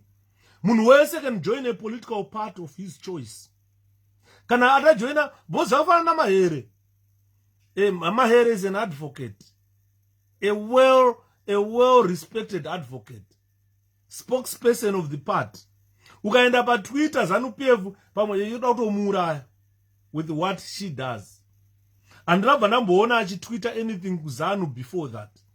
Andabva ndambomunzwa Mahere Fadzi kuti anga ari kuZANU-PF. Because I remember 2018 she stood as an independent candidate. Andirimona. Saka zvakangofanana nekuti hanzi those people you baptized from ZANU-PF are witches. Hakuna muroi anopfuura Obet Gutu. Ted. Hakuna muroi MDC anopfura Mdara 𝗀𝗵𝗄. Aitaura kuti 2018 we are going into an election. We've got our host, President Nelson Chamisa, but your chairperson in MDC Alliance, someone who was an election agent of the president, he managed to let our results manipulated, and later on say he was spying on Chamisa all along. Then wakutaura kuti vanhu vari kubva kuZANU-PF varoi. Muroi wamama akagara naye musha chaiyo makatadza kumuona. Today 𝗀𝗵𝗄 ari kutaura kuti ndini mukomana. 𝗀𝗵𝗄 ndiye akabuda ega akataura kuti I was spying on Nelson Chamisa all along. But muri kutaura kuti varoi vari kubva kuZANU-PF. Ko varoi vamugere navo mumba. Why can't you talk about varoi vamugere navo mumba? Pana imbozvifungira here kuti 𝗀𝗺 uchamona akapfeka t-shirt yeZANU-PF achiti pamberi neZANU idipfe. 𝗀𝗺 who contested as vice president in the party. Saka muroi ndiani? Muroi, it's better. Muroi wandoziva kuti uyo muroi ari kubva uko. Uona zvinonyorwa naObed akataura Obed kuti isusu taitoziva kuti Chamisa anowina, tasikado Chamisa awini. Tasikado Chamisa aende kuState House. Saka muroi ndiani? Andini mona. Zvitaura namukoma Moleni, tese takabva kuZANU. Andini mona. Saka ngative nepolitics dzekuziva kuti kana munhu achinzi ndoMDC ka is not glued to that part. Mukangotanga kuita zvinhu zvaasingade anobva anoenda. Anojoina any other party anoda. Saka let's sell what we have. If you can't sell what you have, then don't blame other people. We have got President Nelson Chamisa wekuti titengese. Andini mona. Saka ngatishandei nyaya iripo ndeyekuti toda kutenga motikari. Motikari yatoda kutenga is an armored car that we want our president to use for any campaigns, any journeys or anything. These people are not up to good. What they want is to assassinate President Nelson Chamisa. A very good example, makaiona here motikari ya President Morgan Tsvangirai ichikunguruka kunolenda nerufu mai Tsvangirai vachifa. That was an assassination plot. Andini mona. Pane long comment panapa. Yabva kuna mukoma Octopus hanzi ZANU yaborwa nevakomana. Ma own goals ari oga awari kuita. Wona zvakaitika kumasvingo. Shamwari hoho yakaitika iya haisi hanzi yaisa mukomana pa spotlight. Ko timu ra ED riri kudhomuka pama statements. Ndokuona manje mukoma Octopus. Ndokuona manje. Ndokuona vanhu vasi kuzviona. ZANU yaboru. Saka you find that guys ku inbox ya Yuda. Ndoenda say I can come to your inbox kana ndapedza. Saka muri kuona nyaya tutara panapa. Zvekutaura namukoma Octopus izvo. Zvekutaura namukoma Octopus izvo. ZANU-PF yaboka. Ukaona Chinamasa achidhomoka nekoko. Niki Mangwana achidhomoka nekoko. Dzakuita huku dzachekwa musoro. Whatever they are saying, there is no cohesion. Someone is saying, Niki Mangwana is saying, this is a stage managed demonstration just to disappoint kana kuda kunyadzisa ZANU-PF government. Uku Chinamasa rutaura kuti MDC yakaenda area yedu ikatidena vanhu veZANU vakaya vakatema motikari dzavo. Someone is admitting in the same party, someone is denying. Saka rikuona kuti vadhomoka mukomana avapinza panguva yakaoma. Now Chamisa is now on spotlight. Ku Zambia they spoke about it. Ku Uganda they spoke about it. Ku Botswana they spoke about it. So it is now already international. Kuti mukomana uya anonzi ana political party ari kuti akafamba masoja anenge ari kumashure vanhu vachirohwa. Paasvika ZANU-PF inenge yakaungana ichidhomoka yakavhara road. Saka kunyepa sometimes hakubatsiri when we are in this era of technology. So the people of Zimbabwe, vanenge vachitora mavideos, vachitora mapictures, vachita sei. And those people who are involved in any violence, any destruction of property, any public violence are being identified from the videos that we have. Vachiimba vachitaura, vanotoenda vega vanopari hatimudi kunochamisa, uri wechiitiro ZANU-PF. But Nick Mangwana unonzwa achitaura kuti stage managed. How can that be stage managed in front of the police? Because the police will be around. Panokanwa matombo mapurisa anenge akapeta maoko achiona matombo achikandwa, then you say it's state managed. The police work for the state. They cannot let a stage managed demo ichiitika ivo varipo. You understand? Saka kudhomoka kwega kuripo kuZANU-PF. They are in disarray. They are in disarray as I speak.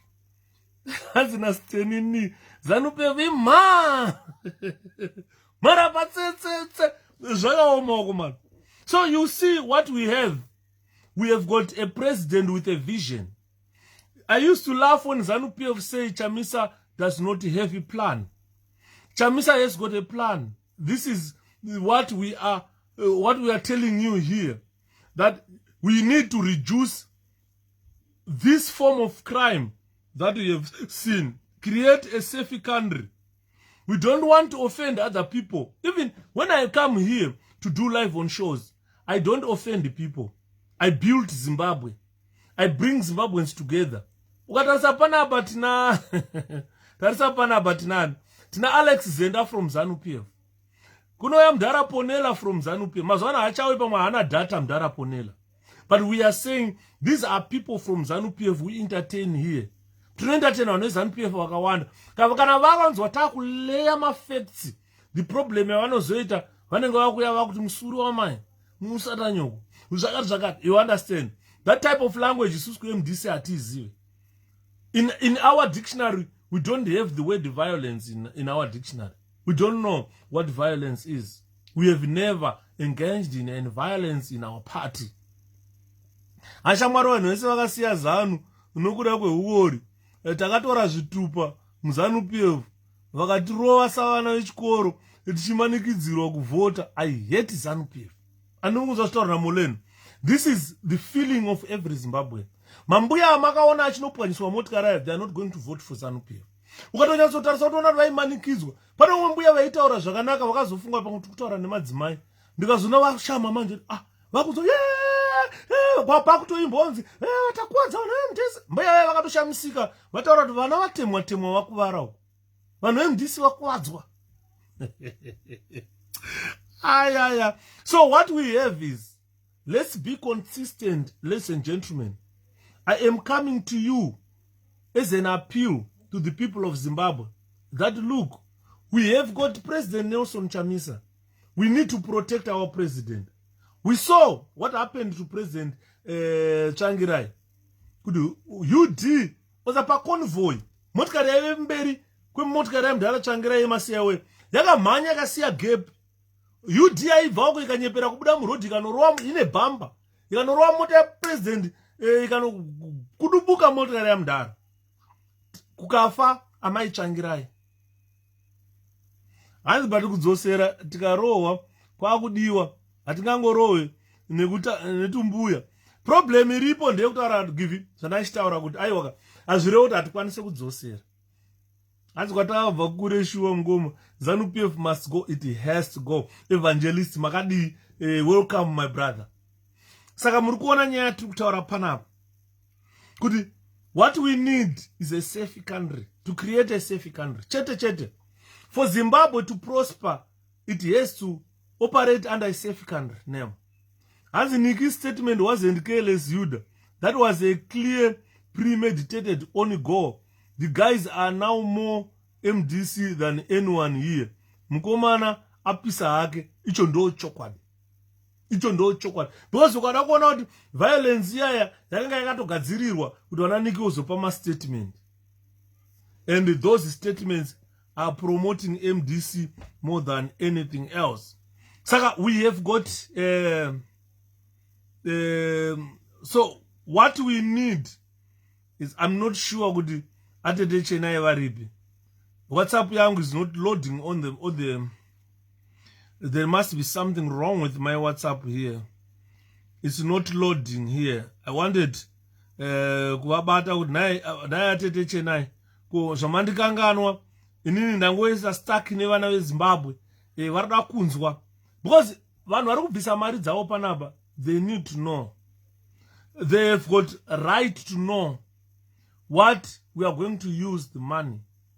Motikari zhinji vanhu vazhinji vari kuti chema saka motikari idzi tikatenga motikari iyi uko zvichazofamba sei, motikari iyi haisi kuzotorwa here, sezvo BMW yamudhara tsvangira yakambotorwa nanhasi iri kupolisa haisati yareleaswa. Ndikati problem yatiri, we have got some security issues regarding that car, and it has been solved now. Hatisina any hassle of importing any armored car from anywhere.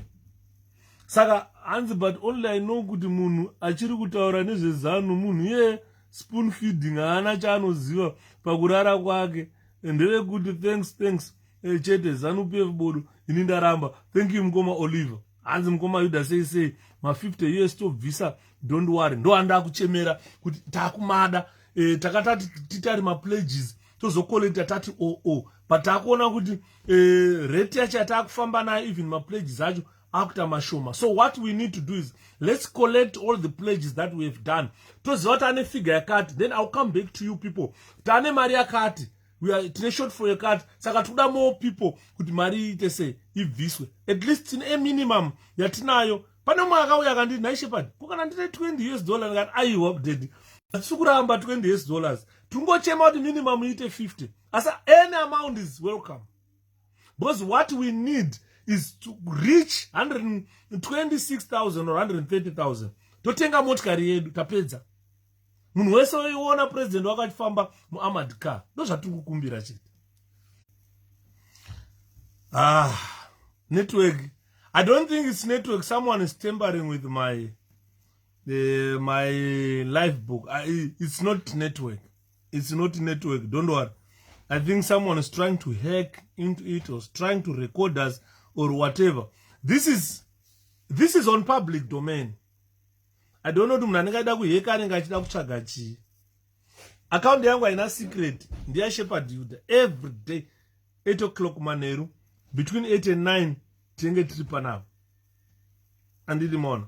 So what is required, ladies and gentlemen? Zimbabwe is a country that needs a government ready to stand for the interests and for the interests of Zimbabweans. Zimbabwe needs a government ready to stand up for our interests and values. This is the country that we want to create. A country that stands for our interests and our values. We have got a vision that we need to share with the people of Zimbabwe. Tinema clear foreign policies akaiswa ekuti tichadila sei, especially nana Europe ne Western countries. Because if you look at Zimbabwe, it's a country that was built by European countries. It was not built by the Chinese. The Chinese had to provide weapons to go and destroy what was built by the West. We have got a westernized type of cities in our country. Not the Chinese. So if you look at Zimbabwe, it's a country with its values that we should continue to strengthen, particularly the gains of the struggle war, which were distorted by ZANU-PF. Now we've got a new custodian of those gains. We are going to hand over those gains to President Nelson Chamisa. President Nelson Chamisa is globally connected. Ndakadzwa vanhu vakutaura Chamisa akati ndakanoonana na Trump. Zvakazodii? Ndikati that is diplomatic language.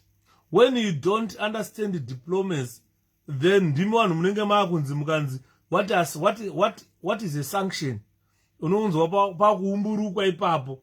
ukada unotoshamiswa ndiye munhu ari kunzi go and demonstrate about sanctions. Who doesn't even know what sanctions are? Who doesn't know a diplomatic language? Zvakafanana nekuti ndikaenda kuZimbabwe embassy nhasi ndine anything chiri serious chinoda kusorovhwa ikoko, I'll go and see Katsande. And Kenneth Katsande, he represent Mnangagwa. Anything that I want from Mnangagwa, I can be provided by Katsande. And when Kandadzoka ndataura na Mnangagwa, because I've spoken to his representative. And zvandataura naye zvinonosvika. Kana zvepa WhatsApp neva Facebook zvatiri kunyora zviri kusvika 1. Andimona.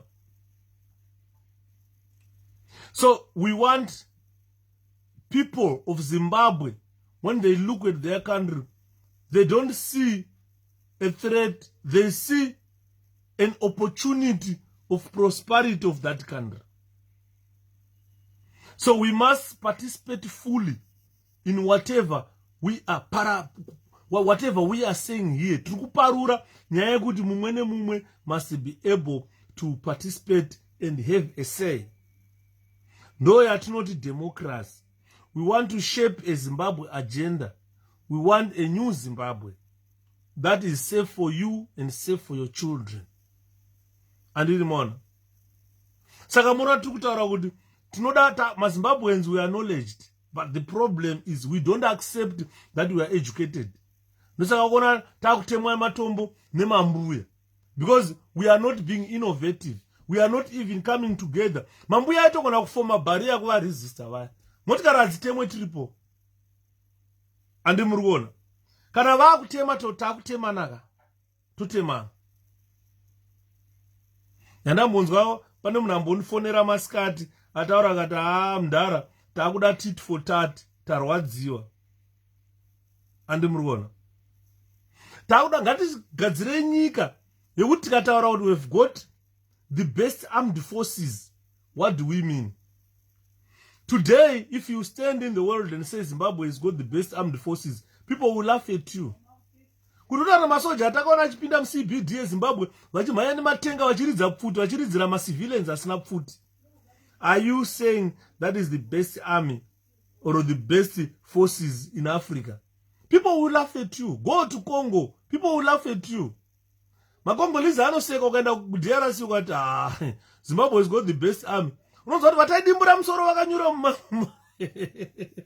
ndakazoseka mumuzi zvikazvaidi hasi masoja eZimbabwe pane pavakaenda kuhondo Congo ndobva hondo yatsva ndobva vadhiraivhirwa kumaswamps havana kuziva kwavari kuenda kumaswamps munhu ainyura maswambu futi isara ichikandwa kukusara musoro maribels aingouya vanga vasapfure vanga vaneta vaitora mazibhembe vachidimbura musoro dimbura musoro ukaenda iko unonzwa vachitaura kuti best force Zimbabwe ine masoja ane musoro iyoyo unotoona hanzi kune masikara emasoja eZimbabwe akatoti kata ikoko. Andiona, we don't want such a country, a laughing stock of Africa, a laughing stock of the world. We want to create a Zimbabwe that is respected world over. And murunzwa nyaya tikutaura. Saka there are quite a lot of things that we need as a country. We need a modern country which goes with modern world. Izvo zvizi muZimbabwe munonhu wakupfeka nhembe. Tadzokera pakudya midzi baba. Kurima takunzi rova ipfumvudza. Takunzi rova ipfumvudza. Saka these are some of the things that we should fight to discard. Zimbabwe inyika iri favored naMwari, but we are abusing the favors that belongs to God. We are a unique country. We need a unique influence. We need a president who can stand for what we want. Andimona. Saka what we want is a better Zimbabwe.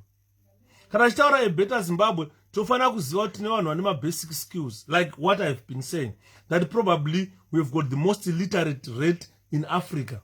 That means tine basic skills atoda kurarama. Andiona, takuda vanhu vekuti vanotigadzirira nyika yokuti kana ukada kuita bhizinesi hautyi kuti mari yandakabata mangwana inomuka isiri mari. Unombonzi takushandisa ma-RTGS, takushandisa mabond, takushandisa chi, zvaunenge wakaunganidza mangwana zvinomuka zvichinzi haisiri mari. So we need ambitious people to create an ambition country, a Zimbabwe that if you walk in it, you know you are safe. Andi muri kuona? Saka tinoicreata sei Zimbabwe iyoyi ndo yatiri kutaura nhasi. Kuti ngatimubatanidzei mari. Iwewe neni toita kana $50 kuwanda kwatinoita ndokuwanda kwemari yedu. Totenga motikari yekuprotecta our president. Nokuti president vedu vari pa death threat neZANU-PF. Muri kuona zvaikandwa zvimatombo zviya.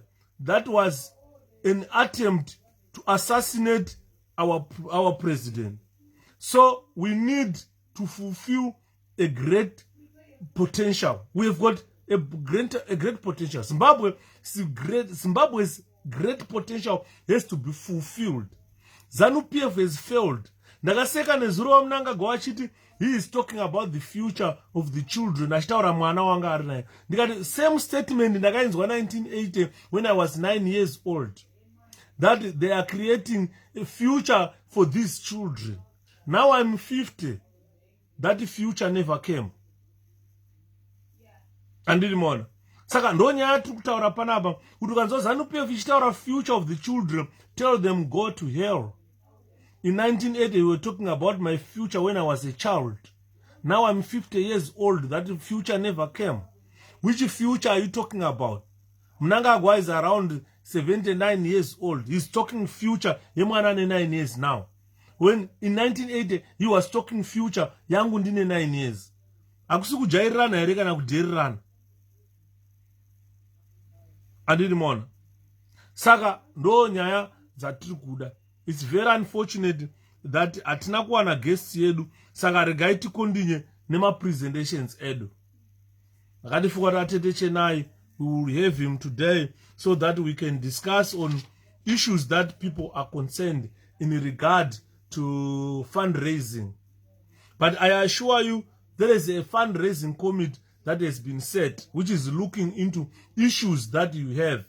If you have got any concerns, don't hesitate to tell me.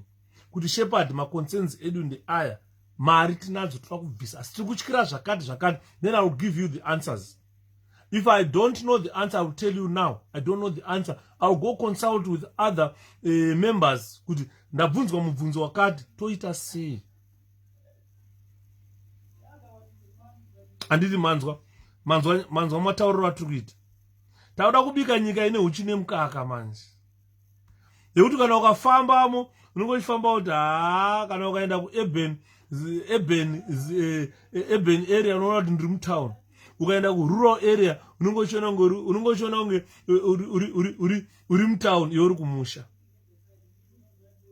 Believe me, ndakaona vanhu vazhinji muHarare vari kutengesa dzimba very cheap. Vari kutengesa dzimba vachinovaka dzimba kumusha. Saka vanhu vari kutoona kuti rural life itori nani pane urban life. Saka nyaya yatiri kutaura ndeyekuti tauda kucreata a Zimbabwe yekuti unogona kutadza kuona madifferences uri kumusha. Izvo vanhu vari kumusha vari kukanga waya, vanhu vari kutambura, vanhu havana chekudya. Ukaona political party iri kutonga nyika yakuti mafuta aya ndevanhu vedu chete, ziva kuti party haina support. Anditi maona. So the whole country, we want to try to create a country that looks into its public services. A country that looks into quality, even of education. Ndakarwadziwa nezuro. Ndambokudzai nyaya. Ndakarwadziwa nezuro. Ndaona teacher kuHarare uko aita headbutt mwana wechikoro. Akarova mwana wechikoro, teacher uye akadonha naye pasi, zvikaumburudzana nemwana wechikoro, teacher achirova. Tozonzwa nyaya yacho nhasi, inenge iri kunzi teacher vakaona mupana achirova stonyeni here kana kuti mwana wechikoro akagara pamakumbo zvichodanana zviitana sei here muklasi. Saka pakubvunza paya pamuri zvakabvunzana sei zvibagera zvikatanga ticha akarowa unoziva obvious kana ticha ari mukuru anogona kurowa mwana. Mupana takazoona kwayakatangira nyaya hatina kuona. Takaona mupana yako angohamiwa na ticha. Andini maona. I've got a different opinion.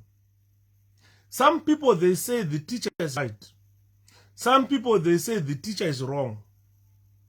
But I need to titaure kama kanyaya then tozotaura kuti who is right and who is wrong. 1989 1989 yeah, because ndakatanga form 1 in 1988 ndobva ndaenda muform 2 1989 isakaenda kuchikoro tavanhu vakuru. Tiri pachikoro ipapo 1989 nda form 2 ndatamba nemushamwari yangu yakazofa ainzi Davison Ndoa. Shamwari yangu akakanyenga musikana wepa next door pavo. Saka musikana uyu akabva anyengwa na ticha ainzi Gasha, aiticha Shona pachikoro pedu. Anyenga musikana uyu ndobva vadanana. Saka bhururu wangu inini akachema, takatogara pamba pavachichema, so ndikati indawo Devi. Zvika shamwari musikana atorwa, ndikati atorwa nani, zvikanzi atorwa naGasha. Ndakamboedza unonegotiata nemusikana, musikana akaramba. Akati handidi mwana wechikoro anondipei. Vanga vakura kavasikana vatakaenda nawo chikoro. Saka akabva atodanana naticha vaya. Unoziva kuti zvinhu zvakatirwadza. Ndakabva ndataura neshamwari yangu naDevi. Tikati handiri kuona bhazi yatijairira. Saka takaenda kumusika kunotsvaga rekeni. Tatenga rekeni dzedu. Rekeni pane rekeni dzaibva mumaini dzinonzi nyama dzedza. Moziva tsvuku. Devi atenga yake ndobva ndatenga yangu. Ndobva taenda kumagaraji. Uza hudiki wakaipa sere. Taifurirana. Tasvika kumagaraji ndobva tatsvaga mabhaudhi. Unoziva mabhaudhi aya manatsi. Vatazadza homo yabva zadza homo yake. Tikati right nhasi andouya chete kuzoona bhebi.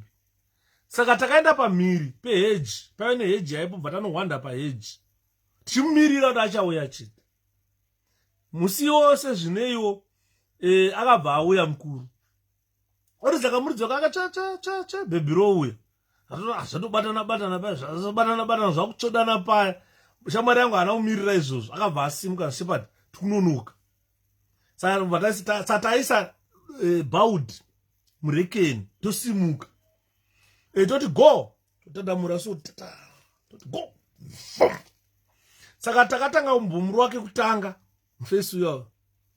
Akandofunga akanzwa kuti haasi matombo ari boya. Ndobva asiya chimoko. Ndobva tamudzokerera futi. Ndobva taona hapana kumira zvakanaka. Ndobva tanga kubackpedala. Ndobva tamunama futi. Ndobva atanga kutiza. Saka musikana akabva atiza achienda kumba. Izobva tabuda chimumhanyisa tikandusa tanyoko. Tabasa ronyenga wana wechikoro iyoyo. Saka takamumhanyisa mufesi yeye. Ndobva tanosvika naye kunonzi kutamba wadya kuprimary. Kwaive nekarwiziso ndokwatakanomsiyira ikoko. Tapfuura kunonzi kuRoma kwasi. Tanomusiya tikati ukangouya chete kumaraini kwedu tiri kuuraya. Tatiri vana vechikoro tivafana. Mangwana kuchikoro andaziva kuti bhazi akatokuvara akatobhandejwa musoro. Auya kuchikoro taimudongorera zvedu nepahwindo tichiona tichifane kuseka. Saka adaro mufesi akabva aenda kuna headmaster ainzi Chituku. Ndobva anoti kuna mudhara Chituku zvika ndakasangana nevana vemaform 4 vachibhema fodya. Saka vaibhema mbanje vafanira ndobva ndavatsura kuti musabhema mbanje. Ndobva vafanira vatanga kunditema nematombo ndobva ndatiza. Haachatauri kuti ndakanga ndakabata mwana wechikoro ndichitsvoda. Saka isu tiri maform 2 hatina kupinda panyaya. Andaimboziva kuti vanhu vanobhema mbanje ukatarisa maoko akanenge akatsvaya. Saka vakaitiswa raini maform 4 vachinzi tione. Vakanga vakatsvaya vaiswa uko. Paive nemadhara aive nendebvu ipapo. Vana vakapiswa vana ivavo. Saka sezvinewo bhururu wangu anenge akazofarisa here. Ndobva anoburitsa kuti maya ndisakakiya bharanzu. Saka bharanzu yanga ati maka manje.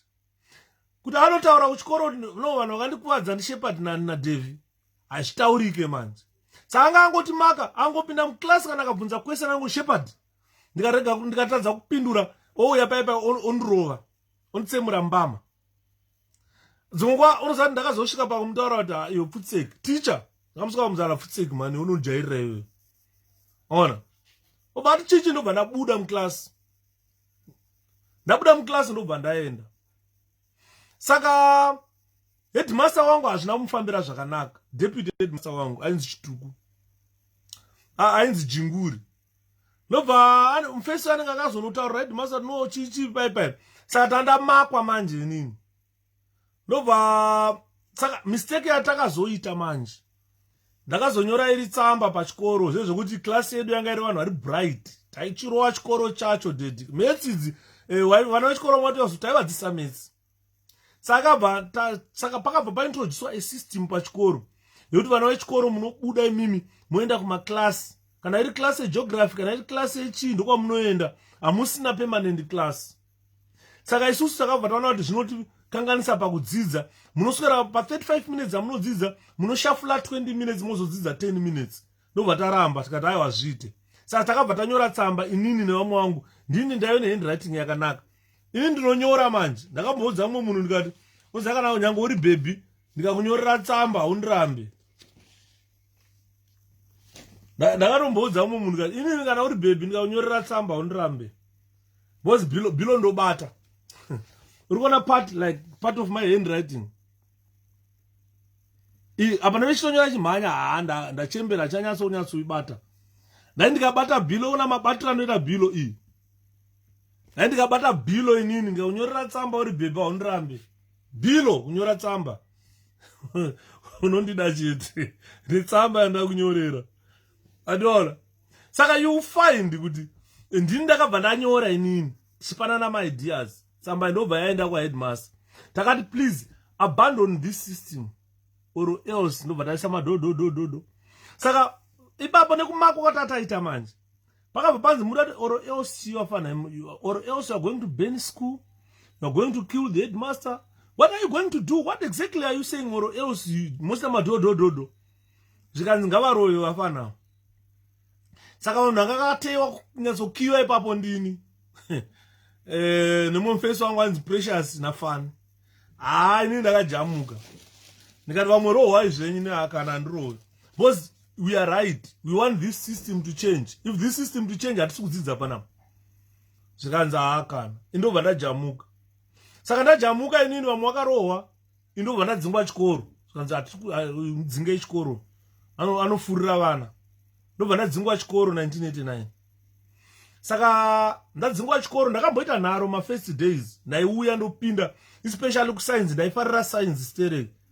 Pane kamwe topic yandaifarira yanzi kinetic energy yayi. Ndaifarira. Ndandikangopinda muklasi kupoto ticha ototanga kuti how do we calculate kinetic energy.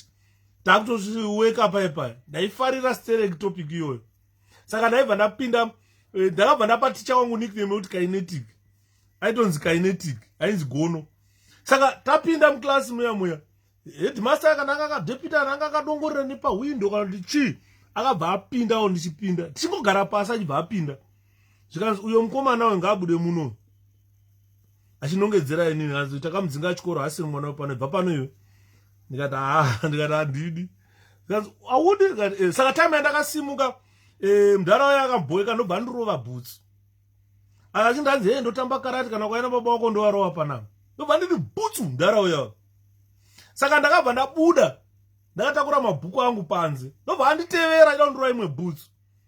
Unoziva kuti ndakajamba ndikanhonga half brick chidhina chakadai so. Ndamutoda kundijairira ndakupwanya. Ndobva ndamuzadza chidhina mudharaunda. Ndakaona abata musana kudai so ndobva ndatiza. Saka ndakabva ndatiza bva ndaenda kumba. Ndasvika kudheni it was difficult to tell. Mai vangu vaida kundidzidze. It was so difficult to tell my mom kuti ndadzingwa chikoro. Saka ndakangosvika mai vangu munhu achauye munhu kusenda buka ndageza ndapfeka uniform ndoenda kuchikoro ndoenda kuground. Ndaiverenga ndega ndaitaurira bhuru wangu ndigire mathematics ire bhuku chegreen chaje. Ndochiweka ndega undigira mabhuku mamwe science anchiverenga but hazvina kubatsira.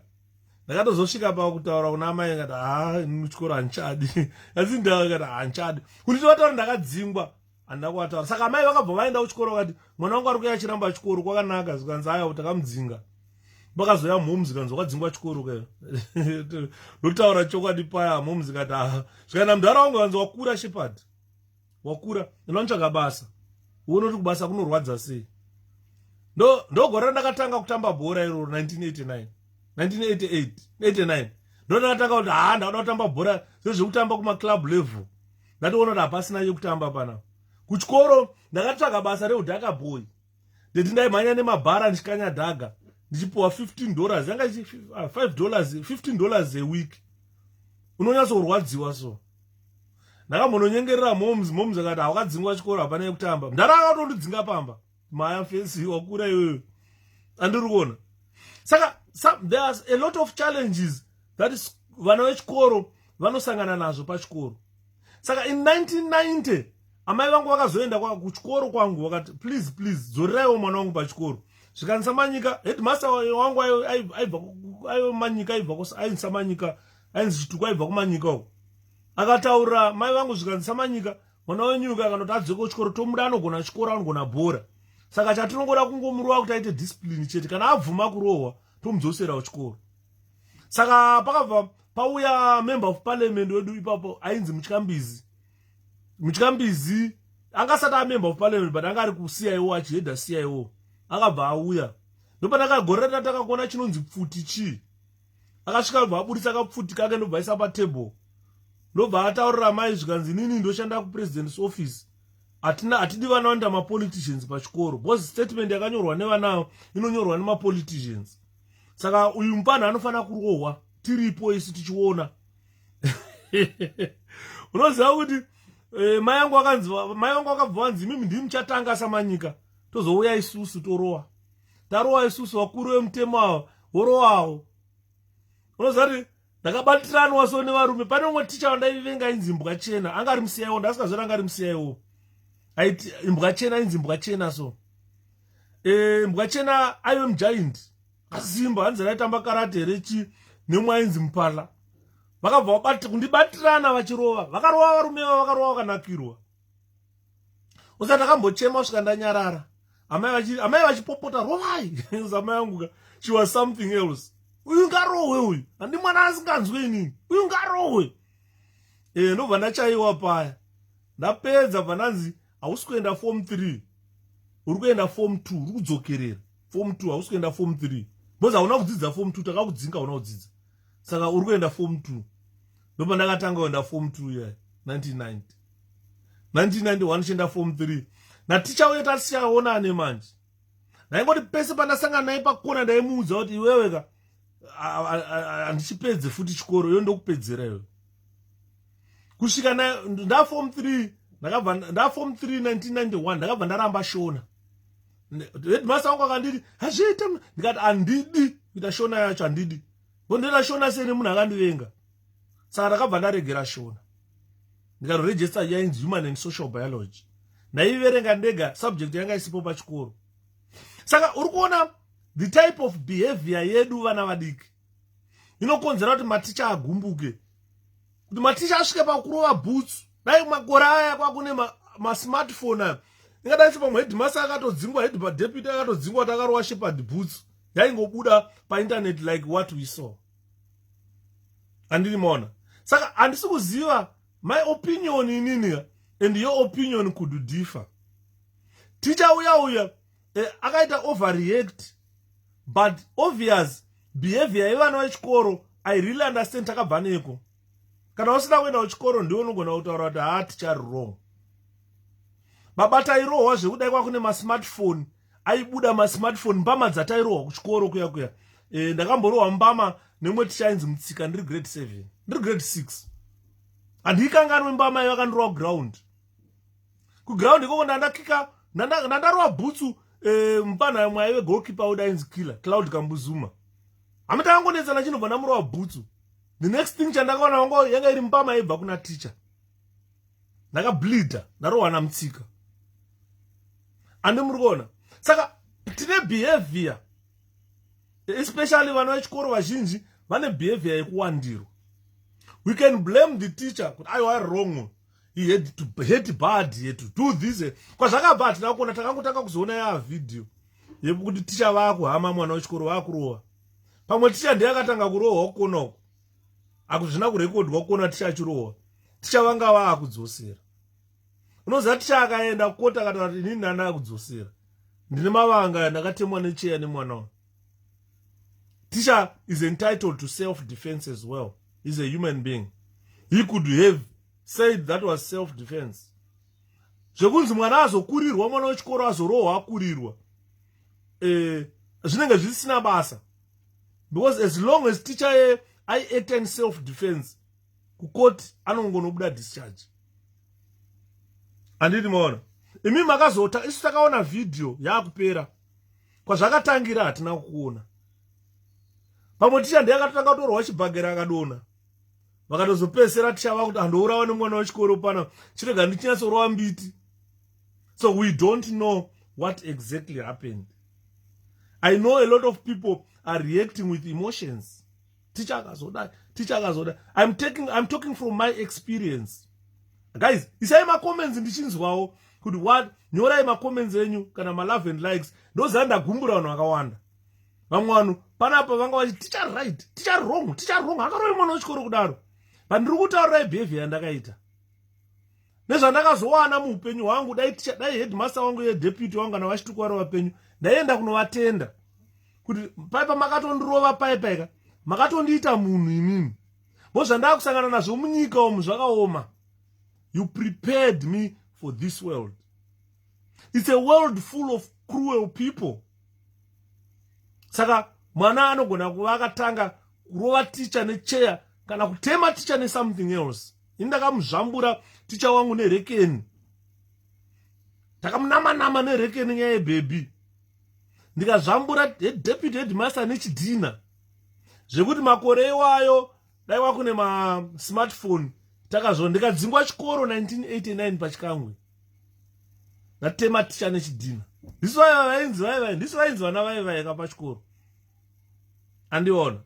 And chikoro chacho ndichichigona futi. Bhora racho ndichiritamba. Maticha vaito ndikatadza kutamba bhora this week mutimu yechikoro, maticha airovana. Ticha mwakati ashepad atambe uyo anotamba. Uyo akati atambe uyo anotamba. Chikoro chikarohwa ndisina kutamba, panoitika hondo. Andiri muri kuona. Saka there are certain issues that we need to understand. Tese panapa takabva kuchikoro panapa. Panapa otherwise ndiri nani pane vamwe vanhu vari panapa vakanyarara. Who were worse than me even in school.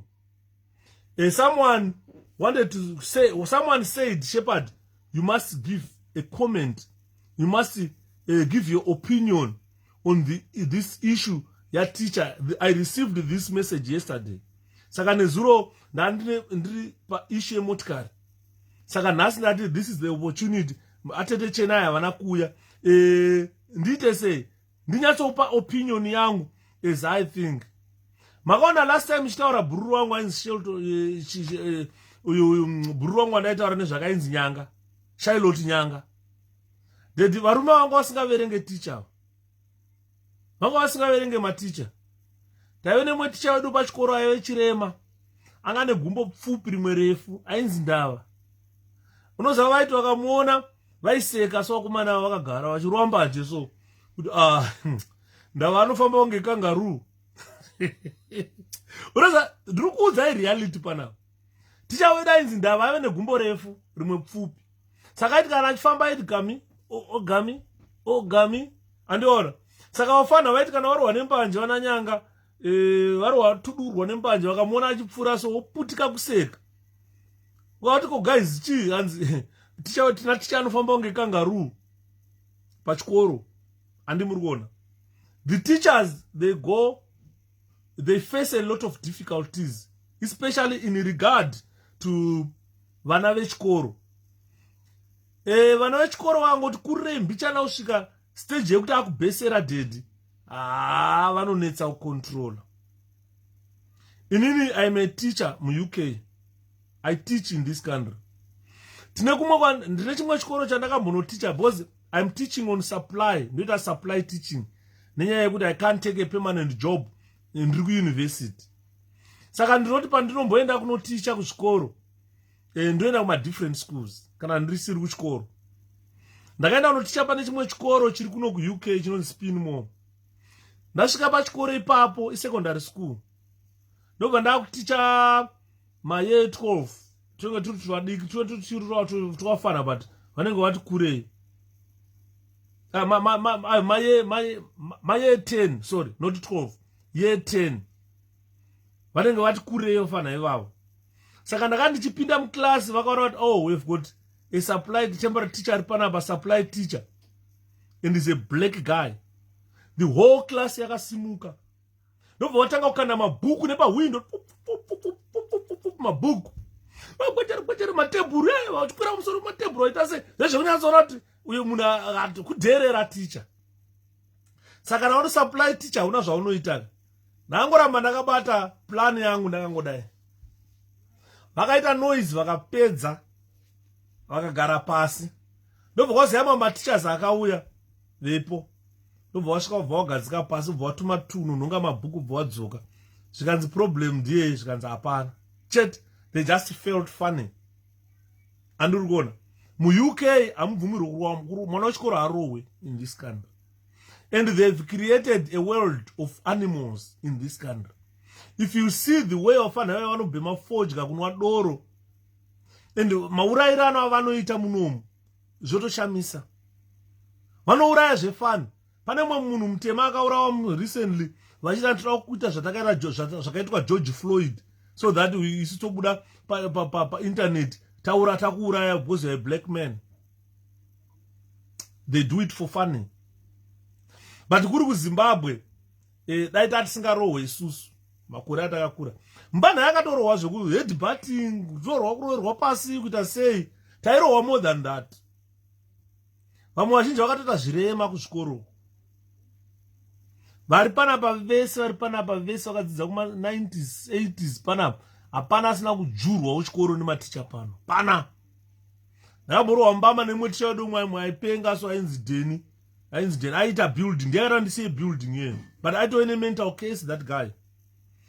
Tukuvaka Teen Junction, nocheraka foundation, tivaka Teen Junction yaye, uchinzisa chinonzi level, kuti uone paka level re. Apa ndavaka, I wasn't a builder honestly.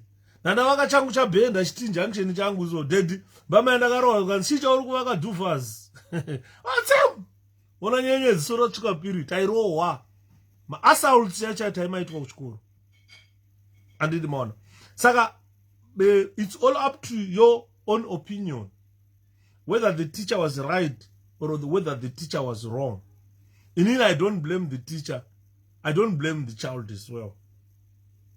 Because kana ari mwana anga achirowa stonyeni pachikoro, obvious hakuna teacher anga aregerera mwana achidaro. And vana vaye vanonetsa kukondora vakura kavafana vaye vakuramba nje ndovafana vanenge vachirohwa nemutoriro pachikoro ivo vaya. And tiri vana vadiki tichiri kuchikoro taive nebelief yekuti ticha harovi. Ndakutokuudzai. Taive nebelief ine ZANU-PF yekufunga kuti munhu weMDC harovi. Saka taikofunga kuti maticha harovi. Waitonoka mutarisa ticha achifamba kuti handomurovawo. But you unongori mwana mudika unongosara one power enough to fight that man. Kana akauya akakuti mbama yokamudzosera mukaita fight obvious tichanokuwadza. Because anenge akasimba anenge ane marunda ati simbei. So it's all up to you guys to give judgment on that video. I don't condemn what the teacher did. I don't condemn what that child did. But toda kuziva kuti nyaya yakatanga sei. Then that's where we can get a conclusion. Kana pana ane matangira akaita nyaya sataona ka video kempana akuhamiwa zvangufanana na Dionto kuti asati arowarara Fury aitaura zvakawanda zvikanza akazvingaita angapinde mukofini azvite. But akazopuwa chematsenga nzungu chekupedzesera izvo zvakubvuma kuti Fury muhombe. Andimona mwana wechikoro umwe anozobvuma ahamiwa sezviyazvo kuti aticha anorowawo naye taiti maticha harovi. Saka it's all up to you. Your opinion, you value your own opinion. But taive nemusikanzwa isusu vana shepherd ndisi vakomana vainzi vakomana vaiva isusu pachikoro. Although ndasikanzwa isitonyeni because tatine belief yekuti ukarova sitonyeni uchiri mudiki so unopera bhora. Tasikarovi masitonyeni twasikana taingotiona tichitamba natwo tumwe chingobata kazamu uchisiya zvatopera. Because inoziva kuti Sunday negame karova sitonyeni pana vanzi unopera bhora. Taiona vanhu vaiti kana aroora aunza anenge akupera bhora akaroora. Agaragara month or so kana gore unomona kutanga kugara pabench. Achigara pabench hauchazofa kwamuona futi. Ukabvunza vanhu vanzi because akaroora akapera bhora. Saka taitire zvakawanda zvataitya kuti tikarova sitonyeni idzi tiri vadikiso topera bhora. Handiti maona. Saka it's all up to you. On that video you can give your own assessment, but the issue that we have today, again, let me remind you, tine issue yekutenga motikari yaPresident Nelson Chamisa. We want to buy an armored car for our president. The reason being, ZANU-PF is giving contradicting statements that in Masvingo there was a gun fired, and we all know who possess guns in Zimbabwe. So obvious that gun was fired towards President Nelson Chamisa. Although Chinamasa tried to say it was fired in the air, I don't believe that. And to try and confuse people, Nikki Mangwana said that was a stage-managed demonstration where ZANU-PF people barricaded roads and avoided President Chamisa to travel wherever he wanted to go. Chamisa is a Zimbabwean. Hapana anomurambidza kufamba munzira. Nekuti nzira idzodzo andobhadharawo taxi yake sewe. So you've got no right to barricade road. That is a criminal offense. And by now, we should be seeing those people appearing in court. As long as they don't appear in court, we know who sent them. And it on.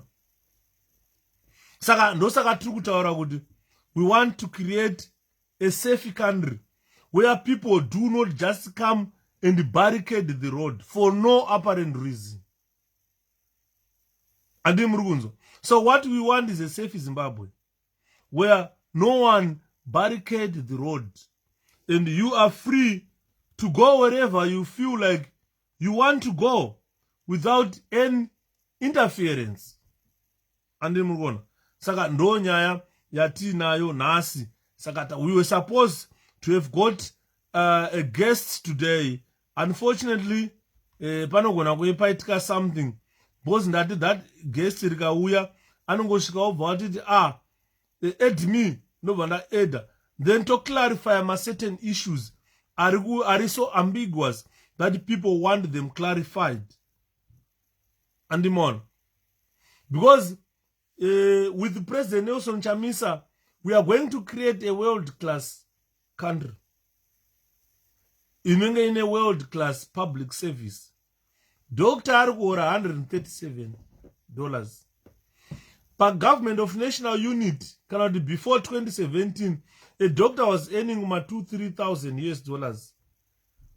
4 years or so down the line after coup, doctor is earning 137. And the vice president, who's the minister of health, our doctor is just a mere laborer, does not deserve a decent salary. All these things does not create a world-class public service. So what we want is we want a government that invests in its labor, create a world-class public service that fulfills the expectations of Zimbabweans. A modern state, yokuti ukapinda hausangane nemasewage mu-CBD. Ukafamba muHarare mu-CBD hausi kuzombofa wakatya kuti uchapfurwa nemasoja uchizvifambirawo zvako. Masoja emuZimbabwe vanongopinda voridza pfuti mu-CBD vachingouraya vanhu at will. Not even one soldier has been prosecuted for that. So what I am saying here is we want a government, we want a president who create a strong and a safe community. Zimbabwe as a whole is a community. Whether you are Ndebele, Shona, whatever, you belong to Zimbabwe community. So we want a president who advocate for a safer community, where ukafamba usiku aumbotyi kuti panapa ndicharobwa, panapa ndicharohwa nevanhu veZANU-PF. Ukadrive motikari yako chena, you don't expect kuti kumberi kune vanhu vakavhara road. Ukamira ukavabvunza nemavharire eroad, they talk about sanctions. They have never been at the British embassy to protest about sanctions. They have never been at the US embassy who imposed those sanctions. And I don't know why ZANU-PF is trying to force America or is trying to force Britain kuti dyidzana inesu. Amene kuti vakorobha kariba here. Andiri mona. So we want to build a strong country, a strong Zimbabwe, inoverengwa in the world, with probably one of the best countries in the world. As we stand 42 years down the line, we should be proud of our country. We should be proud of Zimbabwe as we stand. And this is why I am here, ladies and gentlemen, to make sure that we need to get rid of unemployment. Unemployment is it brings indignity to human beings. Unaona munhu akapfeka mayasha madhende kunga anopenga. So we need a country that can eradicate unemployment. We need a country that can bring back our status of education. We want to be the best in the world. Today we have got a poor education where children go to school once a week. Isusu taienda 5 times a week. But taifoira chiimagina mwana wako aringoenda 1 day a week arikudzidzei. So if you look at everything that I've mentioned today, is ZANU-PF government has run down even the health system, the education system. Aungatore education yedu kana health system obva wapa munhu anenge Chiwenga is a vice president. Akarwara no flyer ne private jet kunorapwa kuChina. Saka how do you expect such a vice president or a minister of health to provide quality health, high quality health to you, if he doesn't trust the system that he has set? If he falls sick, he bought a private jet to go to China for treatment. Mugabe, who was the president of Zimbabwe, used to go to Singapore for treatment. And they leave you exposed to poor health. Ukarwara iwe ukaenda kuparenyatwa, your next destination is a mortuary. And ukaenda kumochari kwacho hakuna magetsi, unosvika uchiora ikoko unonhuwa. Kana taakunokuviga tokutora wakaborwa nemamagotsi, waora kudhara. Uri mumochari uchinzi munhu ari mumochari, vari kuora vanhu mumochari hakuna magetsi. Mugabe's body paakafa, iwe anga ari kuSingapore, aive mumochari chine chando. Akabva ikoko ane chando che 5 days mumiri make. Kunzi kana akagara 5 days asina kuigwa haori. Andiri maona. But they are leaving you and your dead body exposed to poor quality your health system. So ZANU-PF has run down our country. Ukaona uchivhotera ZANU kana uchisapota ZANU-PF inoyo, you need mental examination. Andi muri kunzwa. Ukada kutarisa chinhu chinonzi poverty that has been created by ZANU-PF. President Nelson Chamisa vakasvina musodzi kuchema. Zvikanzi dai Mnangagwa aiziva poverty ine vanhu vari muZimbabwe, he was going to let this country choose a leader. Because if you look at poverty, it denies basic rights. Poverty inokutadzisa kurarama upenyu hwakanaka. Marights ako ekuve munhu panyika, they are limited when you are poor. Ndosaka muri kuona kuti MDC yakataura ikati we have got enough resources. So what we just need to do is to reform the welfare system, to make sure that the welfare system is well funded to cater for you and your children. Hakuna mwana anofana kurara nenzara. Hakuna mwana anenge achinzi uyu haaende kuchikoro. Andimona mapensioner vachamisa vakatatora mapensioner vawane mari yavo a thank you yakakwana semunhu akashandira nyika ukada kutarisa ndakandiseka nezuro kuseni nhasi ndataura neformer workmate yangu andachitaura nayo nhasi zvikanzi Yuda ukaenda kuprison kwataishanda kuya ndikati zvikanzi ukatarisa age dzevanhu vakaoccupy rank tine vanhu vakaenda kuhondo vabva kuhondo ndobva vajoina prison vamwe vanga vari kuma-20 years vamwe vanga vari kuma-30 years ndobva vashanda muprison kubva 1980 kusvika nhasi 42 years down the line. Most vanhu vari muprison madhara aya kuma-70 years vari kutopfeka uniform izvozvo at 70 achienda kubasa. Saka hatikuziva kuti kwavakaoccupy mabasa yako vana vachazoshanda kupi. Vari kutyei kubuda mabasa kuenda kunodya pension because kugovernment inonzi 50 years ukana wasvika 50 years wasvika retirement age. But tine vanhu vari kuma-70 years vachipfeka uniform yeprison vachienda kubasa. And honor, it's because the government they supported, it introduced or it maintained or it introduced a poverty system to the people, and it denies them basic rights.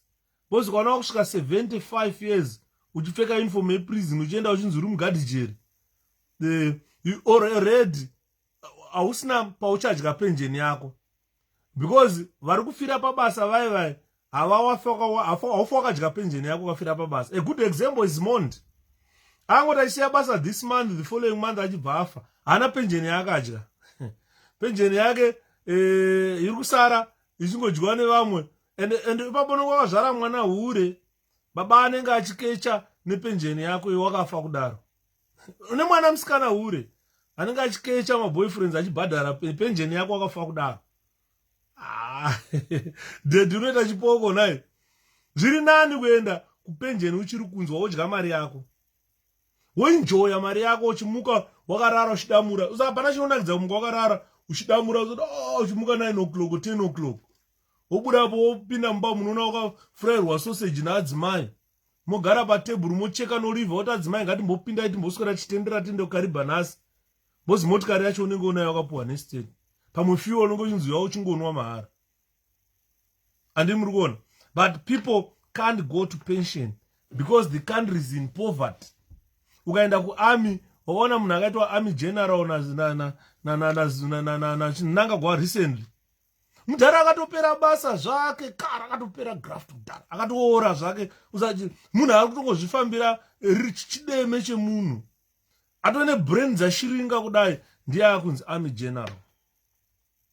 Anditi mona. So what we need is a government that will end this isolation.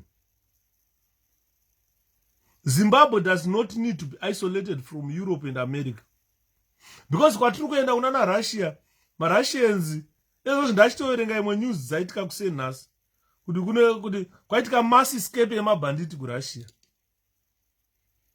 Andimona. So if you look at the isolation that we are having from Europe, it does not help anyone.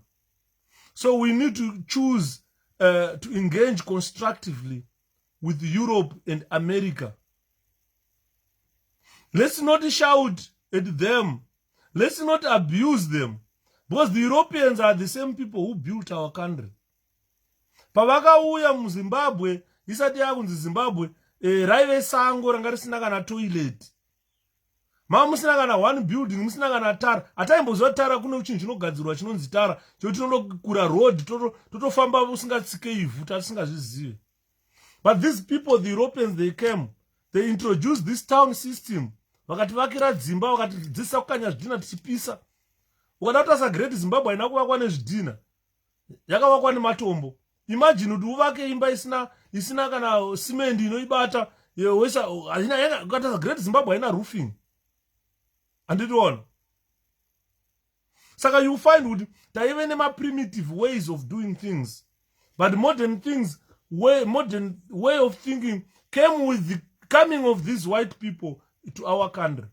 So we cannot continue to be isolated by the first world countries. We need to engage them constructively.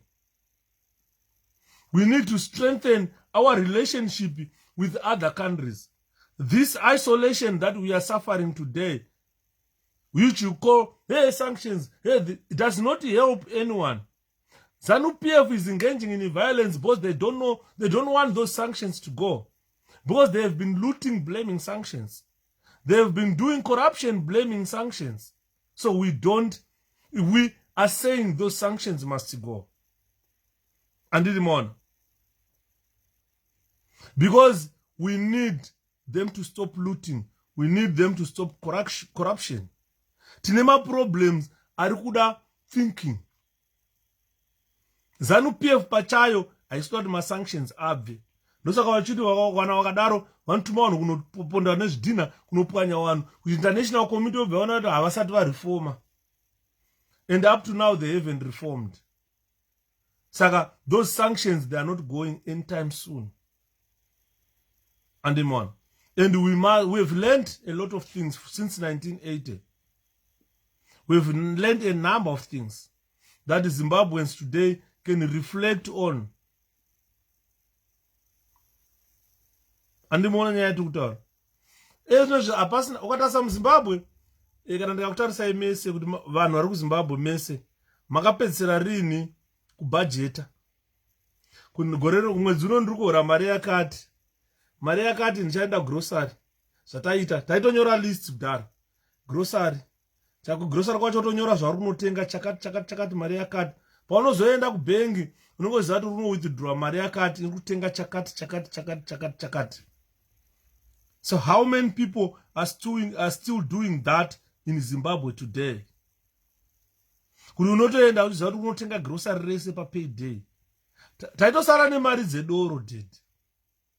Uchitorwa doro mwedzi wese uchihuswa ngechapo papay yako. Saka ndira kubvunza kuti vangani vachiri kubhajeta, vachine nguva yogara pasi nemukadzi, motaura kuti mwedzi uno tikutengera mwana hembe ningi, mwedzi uno totengera ningi boots, mwedzi uno totengera ningi asina chakati. How many families are still doing that in Zimbabwe? So what is needed is President Chamisa.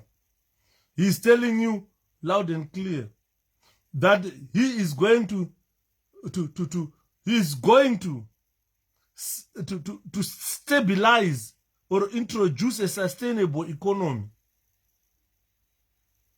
He wants to build this prosperity of a country that reaches every region of a nation.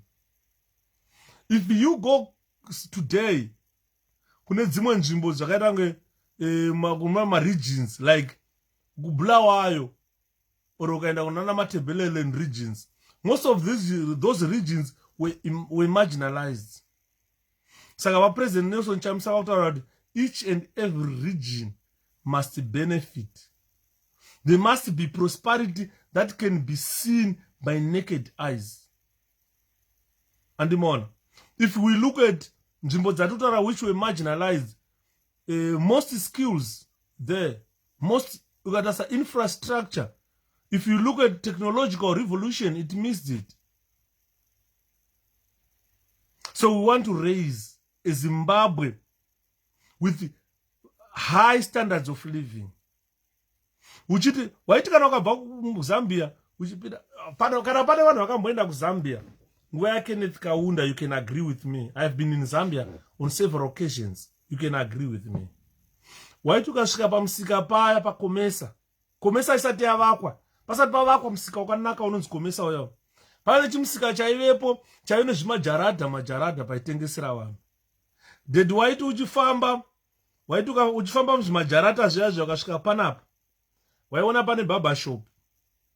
Next barber shop muchijarata chirimo chinenge chiri chikefi, muchibikwa mirambai, muchibikwa huku idzi. Paunobuda muchijarata ichoda unopinda mune chimwe jarata kuti unwe tea, bosi pane chimwe chijarata chinobika tea yekuti unwa tea ikoko. Unenge uchijamba sewage ichierera baba. Unotarisa mikonde yematuzvi ichiti kumburuka imomo ichikunguruka ichiyerera imomo mazigreen bomb ari mho wojamba wanonowa tea panext door. Mazambians mazhinji akapera nekolera. Waiti kana wakuenda kulocation ukamwala kweko uchiyambuka pachiganga chiya ndopaidhambirwa marara ipo paya. Waifamba wakabata munhu uchiyambuka kuenda pakamwala paipa. This is how Zambia was. Ukadzika ukaenda kumasewage kweyo dzimba dziri kumasewage dzakatovakirwa masewage. Uchiringa richinhuwa kuti good odi. Ndakabvunza sekuru wangu, is this the type of life you live every day? Zvikanzi yes. Zambia was so dead. But today it's a prosperous country which has given power to the people to make decisions for their country they are living. And in Murugona, this is something that we want. So first, MDC Alliance has promised to sustain economic stability and build deeper prosperity and reaches every region of that country. They make sure that we enjoy life equally. So it's all up to you as a Zimbabwean to choose prosperity and poverty. ZANU-PF has constructed poverty. But it's man-made poverty at now in Zimbabwe. It's not natural poverty. It's man-made poverty. And on, our standards of living are probably the lowest in the world. So we need a leader who can put as much energy into the 17 million people in Zimbabwe to have basic skills, to build our nation, to make sure that we tackle this long-standing poverty and unemployment, which means unemployment brings poverty. And what brings unemployment is ZANU-PF. So we need to eliminate ZANU-PF. We go on to eliminate unemployment, then we remove poverty. This is the goal that 𝗀𝗶𝗺 has always preached. This is what we intend to do. Anzina Mkomadeni, very true. In 1995, Zambians used to come to Zimbabwe to buy bread for sale. We used to laugh at them, definitely. I used to, and vaiti vakatenga chingwa cheche vaiyambuka nacho nema-orange. Chingwa, ma-orange, doro, vaitenga machateo.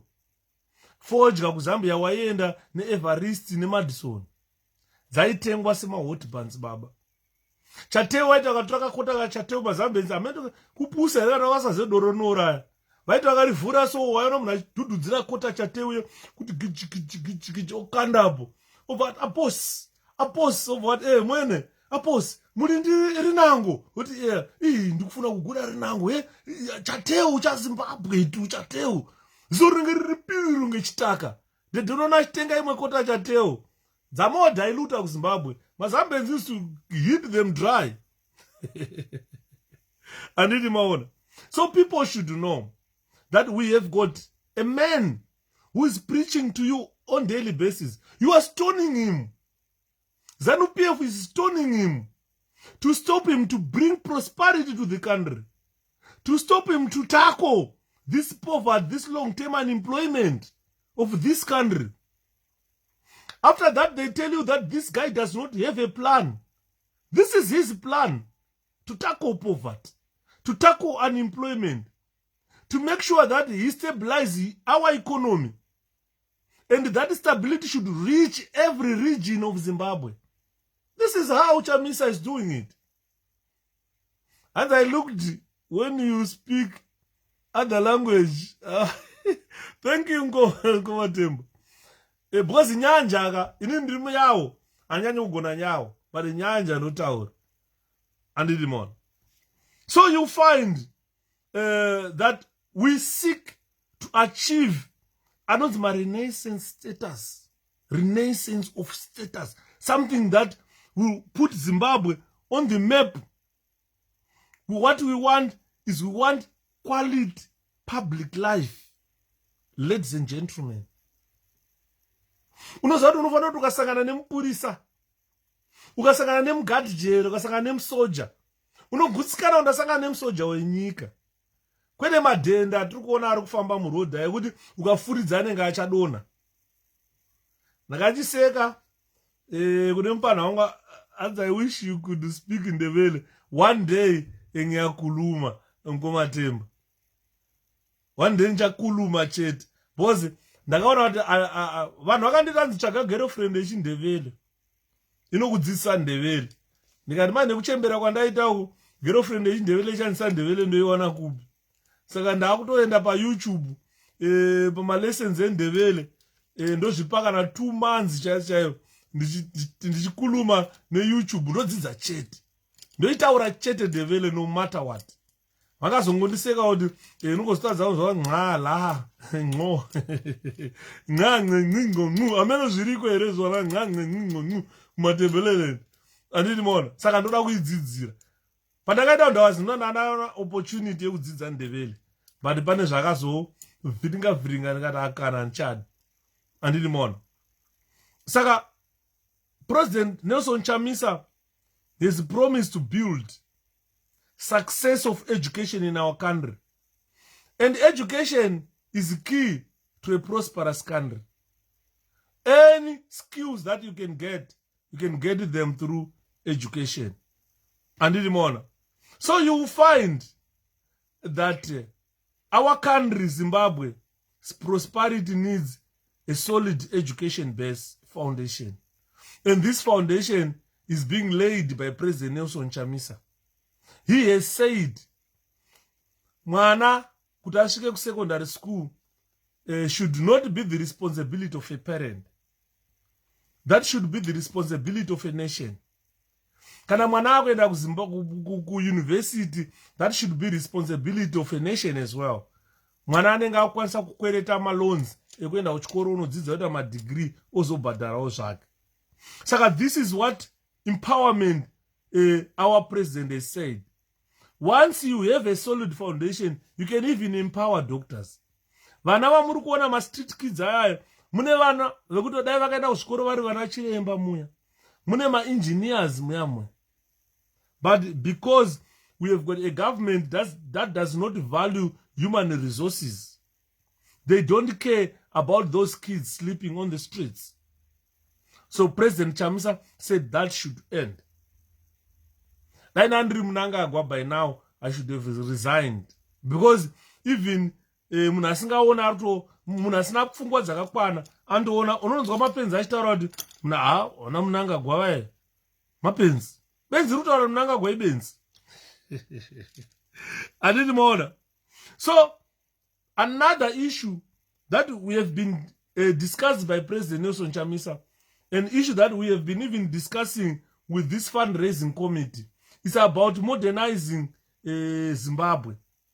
If you look at the car that we are saying we want to buy, it's an armored car, probably first of its kind to be driven by an opposition leader in that country.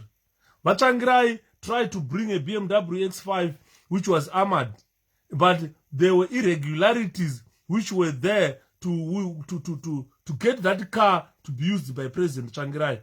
And the government of Zimbabwe had the opportunity to seize that vehicle. Both pane zvisina kuitwa. Zvagadziriswa now, so that we can import this vehicle from anywhere. Iri armored. Saka, imagine, we are the first political party in Zimbabwe to acquire an armored car for an opposition president. It has never happened in the history of the country. So why can't you be the pioneer? Why can't you feel that you want to do it? Let's feel, let's have this feeling. And then I want to be first. Because we are creating a first in our country. Things that have never happened in Zimbabwe. Having an armored car for an opposition president. This will be first of its kind. And iwewe ndiwe uripo to provide. Guys, come on. Come on, ladies and gentlemen. Let's do it. Let's show them we can do it. Andine murugona. Because what we need, karatane, a modernized a political system. Do you know what it means? Do you know what it means? It means everything will start to change. Saka, kana chituda kuchinja everything. Zvinobvira ku tax system, mari yaunobatirwa iwewe to the government. Zvoenda ku benefit system, welfare yevana, welfare yechembere, welfare unemployed people. Because if government fails to make sure that you are employed, then there must be some measures which are there to assist you to eat. You should never starve in that country.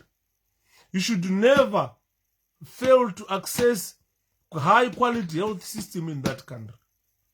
When we say we have got a government, a country that says it's got a president, it's got a government, in a minister of health, that must never happen in Zimbabwe. So we will look into another point of strengthening our community. Zimbabwe ndo yanga Zimbabwe yaizikanwa kunzi ine good hospitality. Waiti ukasvika muZimbabwe ukarohwa mamusingamire zvakanaka. Kwaimhanya mapurisa aimhanya kumeka sure kuti munhu akurova asungwa. Hakuna munhu aitema motikari yemunhu muZimbabwe. Andi muri kunzwa nyaya yati kutaura. Hakuna munhu aitema motikari yemunhu muZimbabwe. Tanga tine ka hospitality kakanaka kekuti we should go back to that. So ndiro zvekutaurwa na President Nelson Chamisa that he is saying he will reform the criminal justice system. Ukaona ta reforma criminal justice system at every level, then we are sure that any criminal is caught in our country. Any criminal is punished in our country. And any criminal is rehabilitated. As we stand, we have got a compromised justice system that has let loose criminals. You know, it's catch and release. Unobuda mu news munhasi, drugs, corruption, mari dzakadyiwa 62 million yakarova, woenda kukoti in a compromised court, and that person is acquitted. So you would know that our justice system let loose criminals. Unoona munhu wepickpocketing achibatwa dedi, munhu aroba 62 million achinzi hana mhosva. Kuri kupanishwa munhu asvipira munhu kana anongedza. Ndakanzwa kuti Bita akanongedza chimwe chimubhunu chekurussia kuti iweweka akatosungwa unzwa kandinongedza. And tonight Bita has to appear in court and get punished. Otonzi takuto rehabilitate tonight Bita kuti akanongedzera munhu. Munhu aroba 62 million arunzi hana mhosva. Vana jere vatobuda makoti nhasi, majere vatobuda vachinzi hana mhosva. Cleared. Mbuya vayo kuba 90 something million from NASA vakanzi vanopenga cannot stand trial mbavha. Andimona. Ndosaka muri kuona President Chamisa vari kuti let's reform the criminal justice system to reflect the level that we want to live in. Create a Zimbabwe that you want to live in. Andimona. So everything that President Chamisa has said is to try and restore the confidence of investors. He's trying to restore your confidence about Zimbabwe. Kuti kana wakubuda mumba une motikari ine defects, haungabate $10 zoti I want to bribe the judge. I want to bribe the policeman. Unotoziva kuti mupurisa akakumisa motikari yako yakafa, aritokuchengetedza iwe enda unogadzirisa motikari than kubribe mupurisa kuti udrive motikari with defects isina mabreaks uchifamba nayo unofa ndiwe. So we need to restore confidence of the public. We need to restore confidence of the investors. We need to look beyond Africa for cooperation, for trade, for anything. Harare ndakuudzai, Salisbury was built by the British. There is no way you can discard the people who built that city and go to the Chinese who gave you weapons to destroy the city. And so we need to tackle this corruption issue. We need to tackle the sanction issue. Sanction issue is very simple. The ZANU-PF government knows exactly what should be done. Those guys that they busy to go and demonstrate and stone cars, if you ask them what are sanctions, they don't even know. Some of them, if you ask them, why are you demonstrating here? Why are you throwing stones? They don't even know. Because they are not well informed. We need a well-informed community which understand why there are sanctions. If you look now, kind of Zimbabwe is fast turning into a desert. Fodya dzinorimwa maruzeva dziya dziri kupiswa nemiti. Miti iri kutemwa haimere nhasi.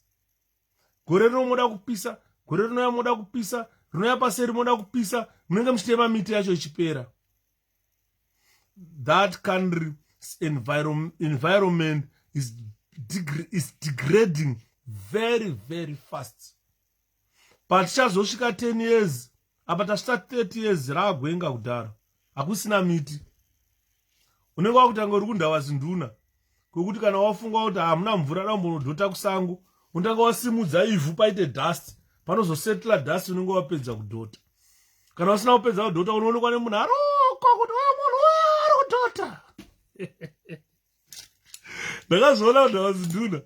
Kune zvimiti zvakadai soodhedhi zvinodyiwa nembudzi zviyazvi. Kangoita any slight mistake paseri pechimuti cheche, wabayiwa nemunzwa. Handiti maona.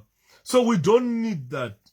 We need a country which understands what an environment is. Our environment is fast degrading. And murugona.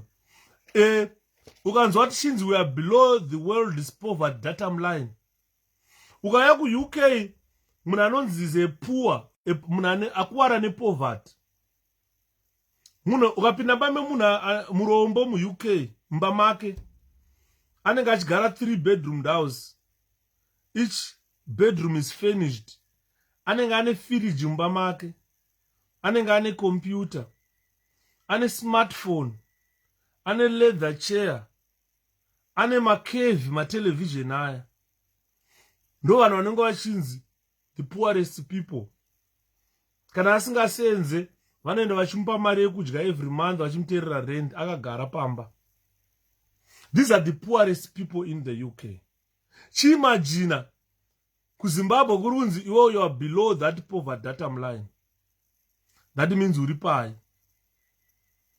You can't afford 3 meals a day. You are unemployed.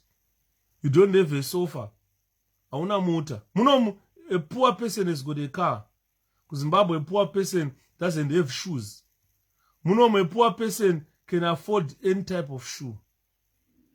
So if you are below the poverty datum line of this world, that means you don't drink purified water. And in Murugon. Saka vachamisa kana vachitaura. Teererai. Ini ndiri kudati maZimbabwenzi munyatsonzwisisa kuti ZANU-PF kana yanga ichiti Chamisa hana plan. Zvandiri kutaura panapa ndo plan ya President Nelson Chamisa. 42 years down the line, ZANU-PF has failed to do what I'm saying here. If you tell them today, account what you did, tell us. What have you done for the country, ZANU-PF? Apana. When you adopted that country, everything was working and everything has gone down. So vachipwanya kusvika navo vamira marabos havasina chekupwanya nawo. Vanenge vangotaura 2030 tiketi chipo muchiitei vakuru, munenge muchiitei 2030. Handiti muriona nyaya yacho iripo. Saka nyaya yacho ihombe. So everything that I've said here, these are the ambitions of our President Nelson Chamisa. These are our ambitions as these foot soldiers. And you yourself, these are your ambitions. You want to see a prosperous Zimbabwe. This is why we become a voluntary sector, in other words, where if there is an idea, want to buy a car, we come on a shepherd, tot ayo tuda ngati batsirane, ngati correcte mari, titenge motikari ya president. And on. Saka, we are approaching 2023. And when we approach 2023, it is promising that 2023 will be very violent. As you have seen now, that ZANU-PF is trying to bar President Chamisa to go into rural areas. He knows that a final straw is when Chamisa enters those rural areas. But they can't stop him because already the messages have spread and the rural folk have got smartphones now. Some of them are listening to me as I'm making this presentation. Saka nyaya yapo ndeye kuti vekumaruwa vakuziva. Hazvisiri zvidhamu zvona hamti dhamu zvinokukura musoro zvisingade kuziva. Vakuziva nekumaruwa. Ndosaka uri kuona pakasvika Chamisa paBhikita pakaita bara ramhanya. Vamwe vakadonha vachimhanya kunomuona. Anditi maona. So that means Chamisa has done great. Takataura tikati vana Monzora, endai paBhikita tuone kuti munounganirwa here nevanhu ava. Neurombo kuti Monzora anogona kuti akaenda paBhikita paipai unotemwa nematombo. Hamuna munhu achada kuona 𝘀મિchi muZimbabwe.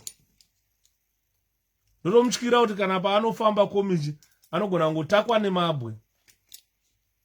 Chataiziva kuwanzwa munhu anonzi anotakwa nemabwe mubhaibheri imhombwe. Anditi mona. Anzi nevamwe idi anonzi shumba murambwi. Ndakaona dzichirambwa nekamukamupana kakaisa maoko muhomo zvikanzi no. Hausi ndiwe Chamisa yo, ndikuda president Chamisa vari kupi. Antanzwa kuti president vauya, vafana vakamhanya, vakasvika paya vakaona ndimurambwi, ndobva varamba vakati toda vaChamisa. Ndazoona vanhu vezanu vakukaseculate kamupanhakaya. Kuti kakataura kuti handifuka ndimi president Chamisa. Ndikuda president Chamisa. Kakaramba shumba murambwi. Anditi mona. Saka we have got a lot to fight for, ladies and gentlemen. We need to fight for our dignity, our values, our beliefs, our country. And how are we going to do that? Let's invest in whatever we can do. Invest in our president. Invest in our struggle. Mari iri kudiwa pa $50. Otherwise $50 iyoyo unotenga pizza. Pizza one $50, 16 inch here. Inogona kusvika ma $50 wodya nhasi worasa.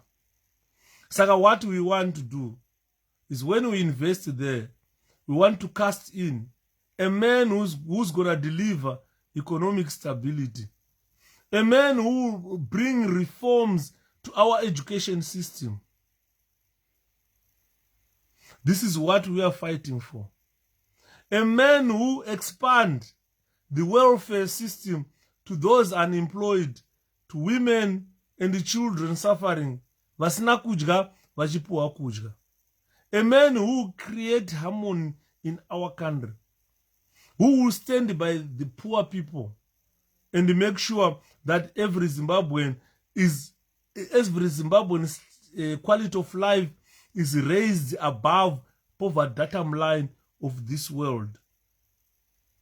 The strength is in numbers. When we register to vote in numbers, ZANU-PF will go.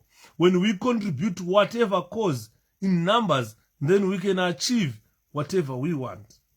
So I beg you this Friday. Today is 15 October. I've come to you with a begging bowel for you guys to open your hearts to make sure that we contribute to this cause. What we need is to preserve and protect President Nelson Chamisa's life. The gentleman is under attack from armed marauding militias of ZANU-PF. Chinamasa has admitted that they fired a gun. and admitted that Chamisa has provoked them by going to rural areas. Chamisa is a Zimbabwean. He can travel anywhere where he feels he wants to go. So we want to make sure that we have got a working public service. Nanzwatsitsi wana mdara makotose provincial police head national and central hanza transferwa dzaendeswa kwa Mutare. Dispo na propo vadaizwa ku state house kuenda kuno explaina kuti chii chakaitika kubhindura. Kubhindura kwane hondo dumwa rezano harichadiwi rinonzi kazembe reare. Kumashi central havachade kuriona dumwa reare. Saka vasichade kuriona, ZANU-PF is engaged in functional fights. And as you know, all functional fights as ZANU-PF are blood. We end up seeing people dying. A good example, vana Mhiripiri nana Midzi vakarowa pasi vaya vafa muzanu. So those people in ZANU-PF must learn this. ZANU-PF functional fights are blood. At the end, panotofiwa. We saw vana General Mjuru vachigochwa. Takaona vana Midzi vachinzi vamwa poison vatwaswa vari motikari. Tikaona vana Mhiripiri vachinzi vane mabara musoro vakaiswa mumagwenzi. These are functional fights in ZANU-PF. They are all blood. They end up in killings. So the police in Mash Central, they went to quell those riots, and those people started pelting police with the stones, and the police did not run away as ZANU-PF expect always with mapurisa achatiza. Then the police advanced and dispersed those people. And guess what? The Dispo and the Propo were all transferred to Mutare. 15 police officers were arrested, and they are going to appear in court for public violence. But those policemen, they never arrested those people who destroyed President Nelson Chamisa's car, who engaged in malicious injury to property, who engaged in public violence, and probably Pandrenema charge of attempted murder, as most of MDC people were injured. 𝗀𝗶𝗆. But no arrests were made. Today, the policemen were all arrested. And imona. Saka mona ndiri kutaura ndichiti ndokudai maZimbabweans. You are people who make things work. We have got a task that you and me must be involved to make sure that we contribute to the purchase of this vehicle and try to make our president safe. What we are fighting for is for the safety of our president. And anymore, let's take charge of our lives. Let's not leave the country in the hands of these idiots. I don't hesitate to call ZANU-PF idiots. So this is an opportunity for all.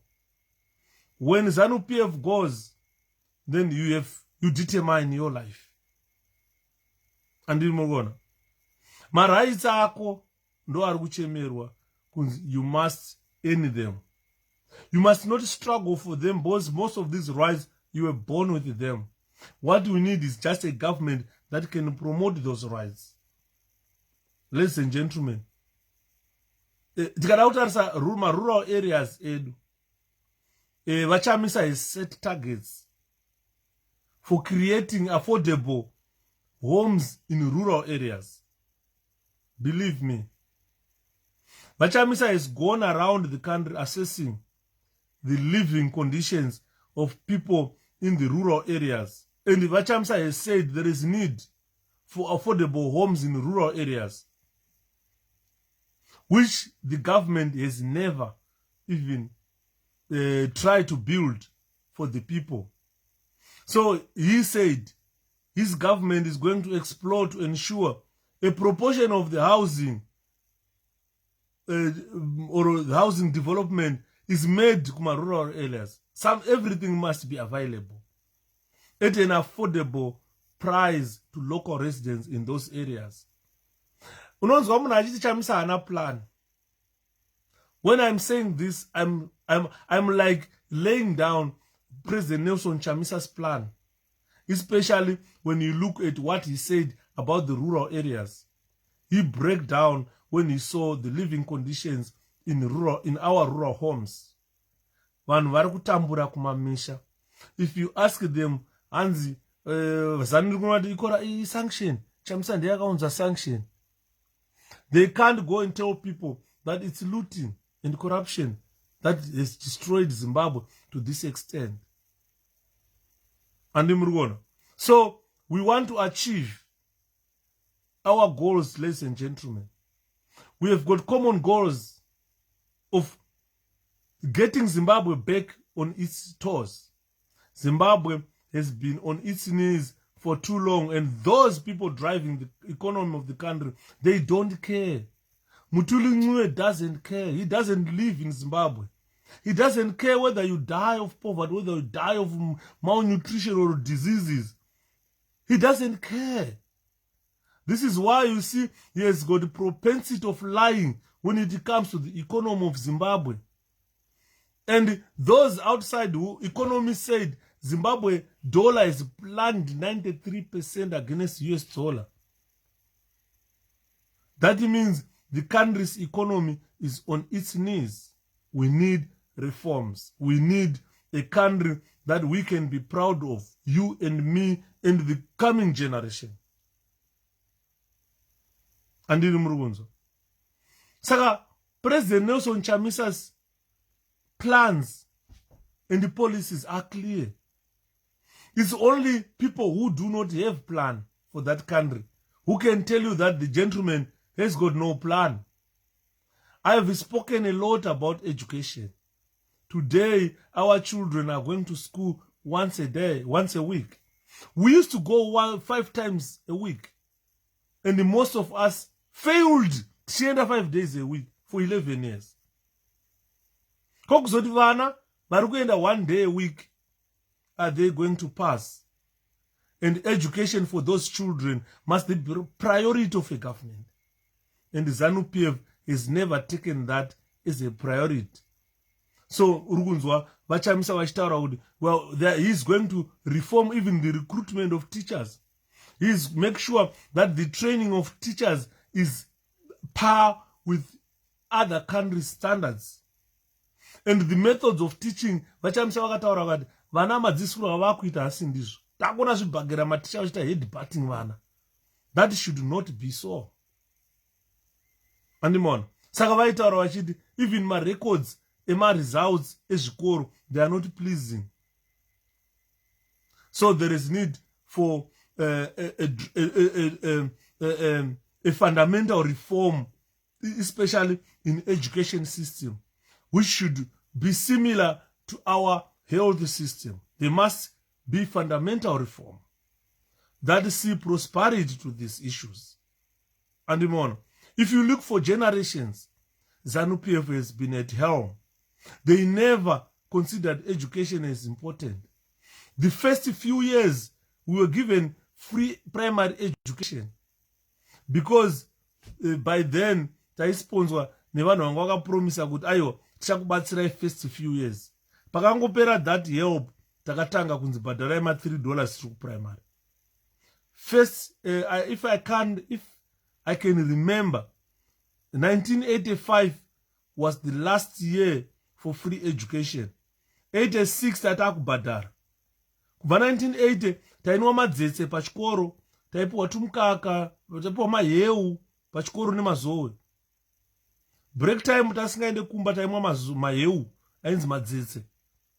But zvakapera kuma 1985 vabereki vakunzi bhadharai. 86 87 zvikwidza vanhu vanga vakunzi bhadharai chikoro. Mabhilo tasichapiwe, mabhuku tasichapiwe. Tatakuenda kunotenga, zvazvakutanga kurwadza. If I am right, if I can't be mistaken, that was 85 when we last saw about free education for children in that country. Ande murugona. Saka plan iripo. Ukanzwa vanoti hanzi vachamisa havana plan, vataurira muri kunyepa. We've got a plan to tailor our education system to individual pupil needs. And we need parents to support. We didn't say parents will pay, but parents will support teachers to ensure that the staff is further raising my standards, which is so important in our country. Education is the key to success of a nation. Ukauya mu-UK, mune yavanoti parents as partners. Kunotoita governor wechikoro ari parent, vachibatsira in raising the standards of education in every school. Kune ma-independent specialists vanenge vachimonitor the quality of education. So our expectations munyika medu must follow those provisions. And we must make sure that we've got partners who can partner our education system and make it great. That can only be achieved with the government with good discipline. This terrorist regime that we have doesn't have discipline at all, does not respect anyone in our country. They are law unto themselves. They don't care. This is why you see they allow crimes to happen in front of police, and they don't allow police to arrest criminals. And if those criminals are arrested, they are released as early as possible because they belong to ZANU-PF. And more. This is something the crime and security, safe communities and secure borders that I've mentioned here. We definitely need change of leadership, change of government in our country. Ladies and gentlemen, I might paridza and paridza nhasi nachida kuti muone kuti vachamisa is got plan. Vasina plan ndivo ava. Andimona. We want to vachamisa vakataura issue kuti how can masoja oita pfuti. Kufamba nepfuti hatina hondo. Mapurisa kufamba nepfuti hatina hondo. We should have special armed wings dzinenge dzakagara dziri ready somewhere. But mutauni nyaya yekuramba tichiona pfuti mutauni kunge tiri muna 1975 kunge kune hondo. That must end. Andimona. Because my criminals, they are not there to be punished, but they are there to be rehabilitated. So what we need is to reduce offending in our nation. And as long as we have got high rate of poverty, the rate of offending will continue to rise. And because our prison system was a very good prison system before the coming of these idiots. It was a real prison system that can make you feel that crime does not pay. The dukaswera uchirwa piki kumunda. Unorarama wachirwadza uchimukira 1 week uchirwa piki. Mwedzi wopera unongone around 6 months asara bude jeri uchirwa nepiki wa every day. Zvinokuratidza kuti crime does not pay, and that was gonna reduce our crimes.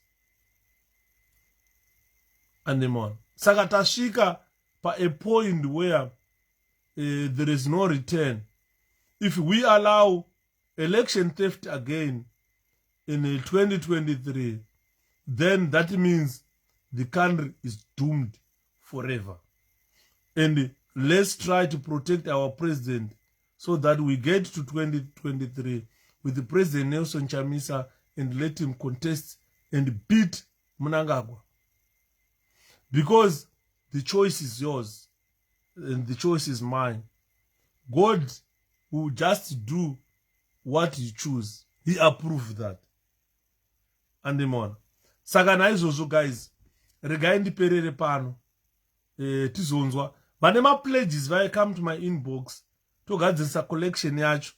Because pane ma changes ataita atachitaura as a committee. At least we should collect. Toziva kuti ane mari. Then we'll be giving you feedback. Varumeta collector so much. Varumeta collector so much. So those who pledged some vanema numbers out, I'm going to text you. Vanisina ma numbers out, please come to my inbox. Then we talk. Vari South Africa, dai vatete chenai vauya, vakuudzai kuti where do you put your money? Vari Zimbabwe, maiudzwazve, where do you put your money? Because what we need is to raise money to buy this car.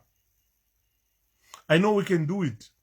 Just 3,000 people out of probably 4 or 5 million Zimbabweans outside Zimbabwe. We just need 3,000 people at $50 each. That's not much. So let's come together. Let's pull together. And eventually we will win. And then more. So guys, regarding the good night. But it is impossible to stop. When I start, I find it difficult to stop.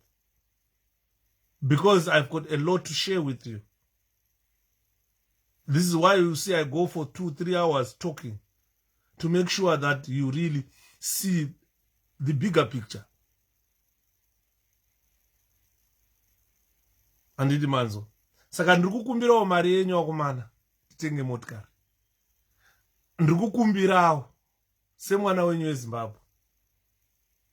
Ndikukumbirawo nepashomapo pamunapo titenge motikari. Saka vane mapledges avo, please come to my inbox. Tibva ta collect. Then toona by tomorrow or a day after tomorrow how much have we collected. Tichipanana masimba ekuziva kuti toda kusimuka. Because what we need is a new Zimbabwe. We need change in our country. We need to tackle child poverty. We need to tackle poverty itself from our country. We need to be counted universally as a nation with the vanhu vanoziva zvavanoita. Let's support each other. Let's support our families. Tifambe mberi, nyika iende mberi. The choice is yours. 2023 is not far. There are few months to go to 2023. And what? Zvesha mai promise zvekunzi housing 1.5 million housing mazviona mega dzedze inyambo. Equality health makuzviona kuti inyambo ka dzatsuro gudo dzaraitaura dziya. Jobs hakuna jobs. Hakuna. Zvakaperera mukutaura nekunyora papepa. Kana pane akaemployiwa ndinoshamisika pano. Kana pane akapuwa imba inyowani pa 1.5 million house dzaitaurwa ndoshamisika pano. Kana pane ane magetsi akanzi ngwe akusina load shedding ndoshamisika pano. Saka the manifesto of 2018 yeZANU-PF iyoyo kaivhizita iyoyo ndopaunonyatso kuverenga nyambo dzatsuro nagudo.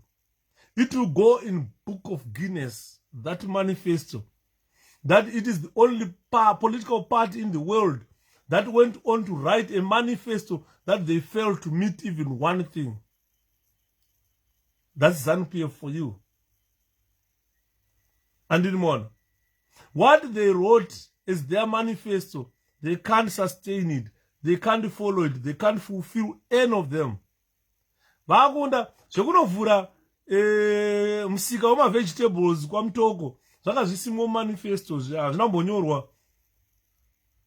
Zvekunovhura tara kati kave nemapotholes just 6 months down the line katopera katara kacho. Inyambo dzatsuro nagudo dzandaitaura kuti iwewo kana uri munhu ane pfungwa ukagara pasi ukanyatsorizina kufunga kuti gudo natsuro ukama hwawo hungangowe uri papi. Dai wanga huri hwangu inini natsoko takada kufanana.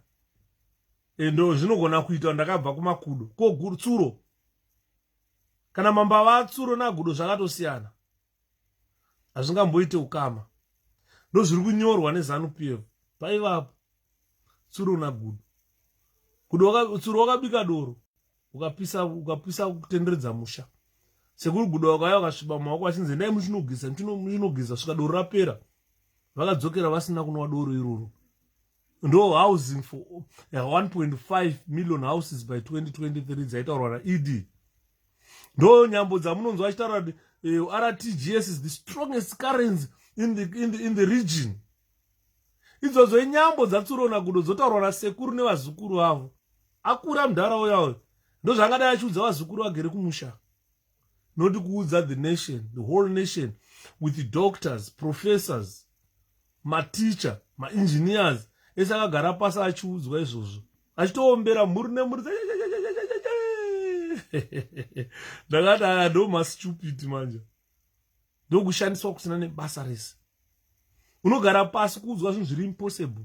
Ndakazwa mutuli nc'we achiti varikuda kuvaka spacecraft inoenda kumwedzi kuti mutobva mascientists muZimbabwe akwire chitundumusere kuenda kudenga. Ungachivaka unoiwana mari yacho yekuvaka spacecraft. Mutuli nc'we ari kushaya mari yekupa macivil servants, oda kuvaka spacecraft. I'm worried that's daydreaming. Vanhu vanotoda mental examination. Ndakamutarisa achitaurisa so muromo wake amene zvanoita muromo wake so wakaita round kudai. That gentleman is not mentally stable. Because zvanotaura is fictitious. We need reality in our life. We need people who are accountable. We need people who take responsibility of whatever they say. Hatichadi kuramba tichinyeperwa taneta. Andidi mazo.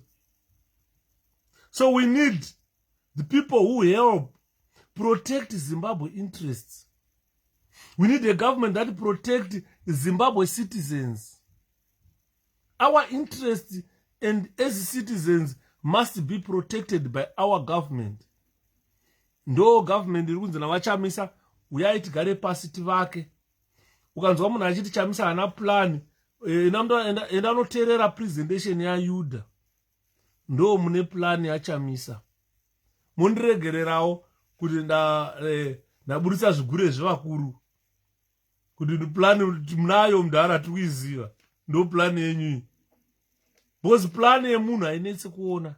Paanenge achiadresa vanhu chamisa, ndopaona kuchiona plan yake. Those who can formulate it sezvandaita ndi munobva mauya moitaura. What I have said here is a reflection of what President Chamisa said as his plan for our country. This is the only way we can build a country that you would love to live in. If you have a president that you can trust, then you can build a country that you love. Andidi mona. Saka urikuona kuti even ma-armed forces hedu kana kwamatarisa, they desperately need support. Pa2 brigade paipai musi unoyu, magenerals akaenda kunoadresa masoja. Abvunza vapedza kuadresa masoja, ndobva vabvunza kuti pana ane mubvunzo here. Pachimilitari kuti pane rine mubvunzo here apo. Masoja ese akanyarara kuti zii. Hapana kana one akati no se, hapana. Pauzometawo rimwe gandanga one rakabva raruwa chaa. Ndobva radaiso kusimudza ruoko. Zvikanzi taura tinzwewe. Zvikanzi vakuru tanzwa kutaura kwenyu adresi yenyu tatenda. Shefu 2017 taihora $. Makati promisa kuti ticharamba tichihora $. $. yacho yakupi. Mari yatiri kutenga, yatiri kuhora haichatengi. Tichapuwawo increment rini? Hanzi magenerals vakabva vati cha munhu wese about 10 quick march vachinzi pindai motikari dziri apo makutoenda kunyanga kuretraining. Kuti why mataura kuti mari haichatengi masoja? Why muri kutaura kuti makati promisa kuti horesa $? Masoja kutaura kwatiriita vakatoenda kunyanga for retraining pa2 brigade nenyaya yekukumbira kuti tikudawo mari inokwana. So you find kuti our armed forces are suffering. They get to an extent where they tell their generals that we play a key role in every election. We play a key role in defending this country. The interests of the country are in our hands. But surprisingly, you don't pay us a living wage. Surprisingly, you promised us that you are going to pay us in $, and you haven't done that. You haven't fulfilled any promise from 2017. And they told them in 2017 we were earning about $600 a month. Today we're earning $80. And the soldiers are definitely not happy. So you understand what I'm saying. It is very important that you keep a healthy armed forces. You keep a healthy force emanency. And it on. but mukaita zvekuti fadza mutengo wewawa noda kufadza mutengo wewawa hazvishande asi kufadza muto anokuchengetai ndo zvinoshanda.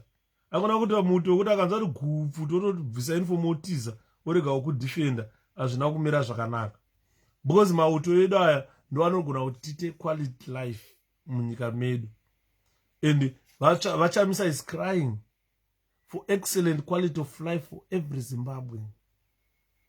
Andimona, but imimi wacho ndimukuramba upenyu hwakanaka. Munongoramba muchikasta vote, kana munhu achivhotera ZANU-PF itoziva kuti uyu ari kurwara nepfungwa.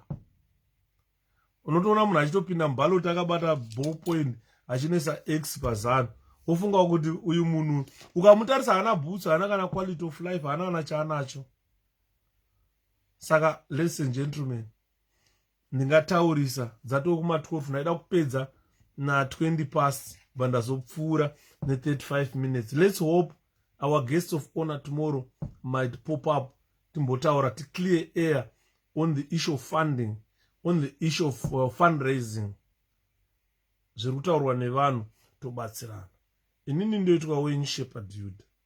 I know kuti zvandataura hazvifadze munhu wese, handisi mari sekuimba kwakaita anonzi ani mupana wedu 𝘀𝗶𝗺 akati inini handisi mari wasofadza munhu wese. Kune vamwe vanofara nezvandotaura, kune vamwe vanoshatirwa, vanopupuma furu, vamwe vanoti vakauya chemukuti chamai vako sei uri kutaura zvakadaro.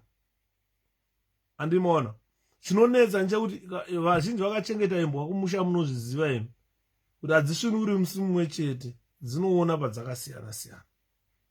Saka dzimwe dzakasvinura, dzimwe dzichakatsinzinya, dzimwe dzakudzoka kunotsinzinya kuda kuita vanazve.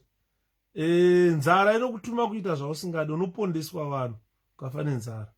Asi inini Yudha ndakaramba zvekutongwa nembavha ndakaramba. EZimbabwe changamukai, muri kutongwa nembavha. Changamukai mose changamukaiwo. Muri kutongwa nembavha changamukai. Inini Yudha ndakati kwete zvekutongwa nembavha. Ndakaramba inini Yudha ndakati kwete zvekutongwa nembavha ndakaramba. Indakaramba ndakajamuka. Kana nditongwi nembavha, kana riri basa racho sarai naro. Ari omwe achita chigadzero chine uchine mukaka, ndakati ngazisare. Handine nazvo, I've got nothing to do with this. I don't want to kill Zimbabweans. This country belongs to them and me. So why should I kill a Zimbabwean? Kuti mwe munhu atonge apinde in power. Zvingaurayirwa munhu izvozvo, zvingatemerwa motikari nematombo, zvingatovharirwa road izvozvo. Ko kana achidiwa nevanhu ngaite zvakanaka, musavhara road. Avo vanhu vanosarudza wavanoda. Kwete kuti hanzi hamunganoone vanhu uku, tavhara road haungaende unoona vanhu. Uri ani iwewe? Wakasika munhu iwe. Zuva riye richingobuda, moyo wangu wadzungaira, moyo chena usanicheme ndoenda ndoga. Ukama wakauraya, ndiwe wakaura, chitumo takauraya, hazvina mhosva imbavha. Zuva riye richingobuda, moyo wangu wadzungaira, moyo chena usandicheme ndoenda ndoga. Ukama. Guys, ndobva ndafunga kure.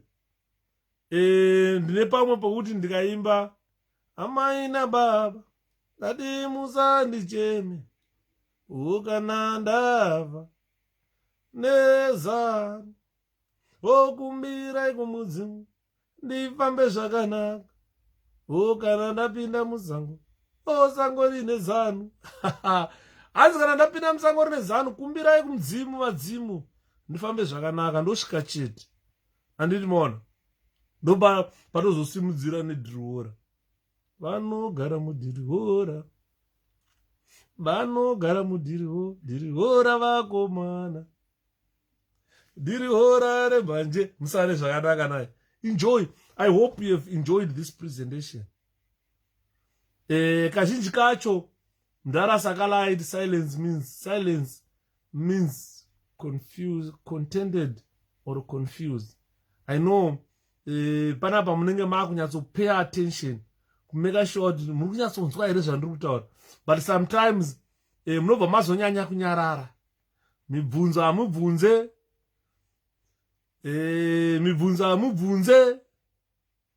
malikes nemalava hamukande. That's Zimbo for you, dude. Mngomadhiva ndakona muchipinda apa ndozoenda mazimba kana adzimai yangu Madam Flo dzakatarisa nekona yezizo dedi. Tiri kutaura nyika, takuparura tikuudza vai vaita nzi Chamisa hana plan. Ndo yatakuparura pana tiri kuudza kuti kana tagai vana Mnangagwa pane zvandiri kutaura izvi zvatiri kutaura pano, they cannot reach the standards of Nelson Chamisa when it comes to formulate policies and plans to run Zimbabwe. Andini maona ma-ideas mamwe aitaurwa naChamisa ndo ava kuita kai kuti madomasi angaora achibva kwamutoko unotengeserwa kumbare. Why can't we have ma-plans which process madomasi and vegetables ikoko zvichiexportwa zvichienda? Ndo zvava kuita. So you will see kuti Chamisa has got great plans for that country. Andimona ZANU ndo isina plan did yakamirira kukopa zvataurwa naChamisa voita izvozvo. Saka for tonight, good night munhu wese, murare zvakanaka. Mangwana ndoda kuonai pano, vanenge vasipo ndikuya kuzogogodza no tiri kuita vashoma. Do you know this account has got 10,000 followers? Out of 10,000 followers, I've got 5,000 friends. Guys, allow me to remove those people who are not actively involved, so that we can add almost 1,000 people who are awaiting confirmation. Saka boss kana tichenda, the maximum number that we get here tichiparidza toona kusvika 150 vanhu, hatisi kupfuura ipapo. Out of 10,000 followers and 5,000 friends, 15,000 people on this account, but we hardly reach 1,000 who are listening. So I don't see need of keeping such people here. So I am going to try to clean this account, or else no way that unfriend every person. Whether you are unfriended, don't worry. You just send a friendship request, then I will add you back. I think this is the best. Let me unfriend those 5,000 people. Kana ndavaita unfriend, nochimirira ma friendship request of participants. Kana tikawana vanhu 800, the better. Tosigara doti on 800. Far much better. So kana wabviswa uri unfriended, don't cry. Just send your friendship request, then I will confirm it.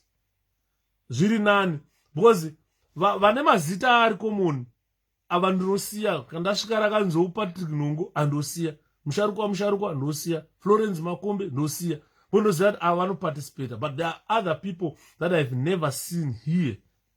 So the best thing is we remove them, then we add those people who want to participate. Not fametiende mberi.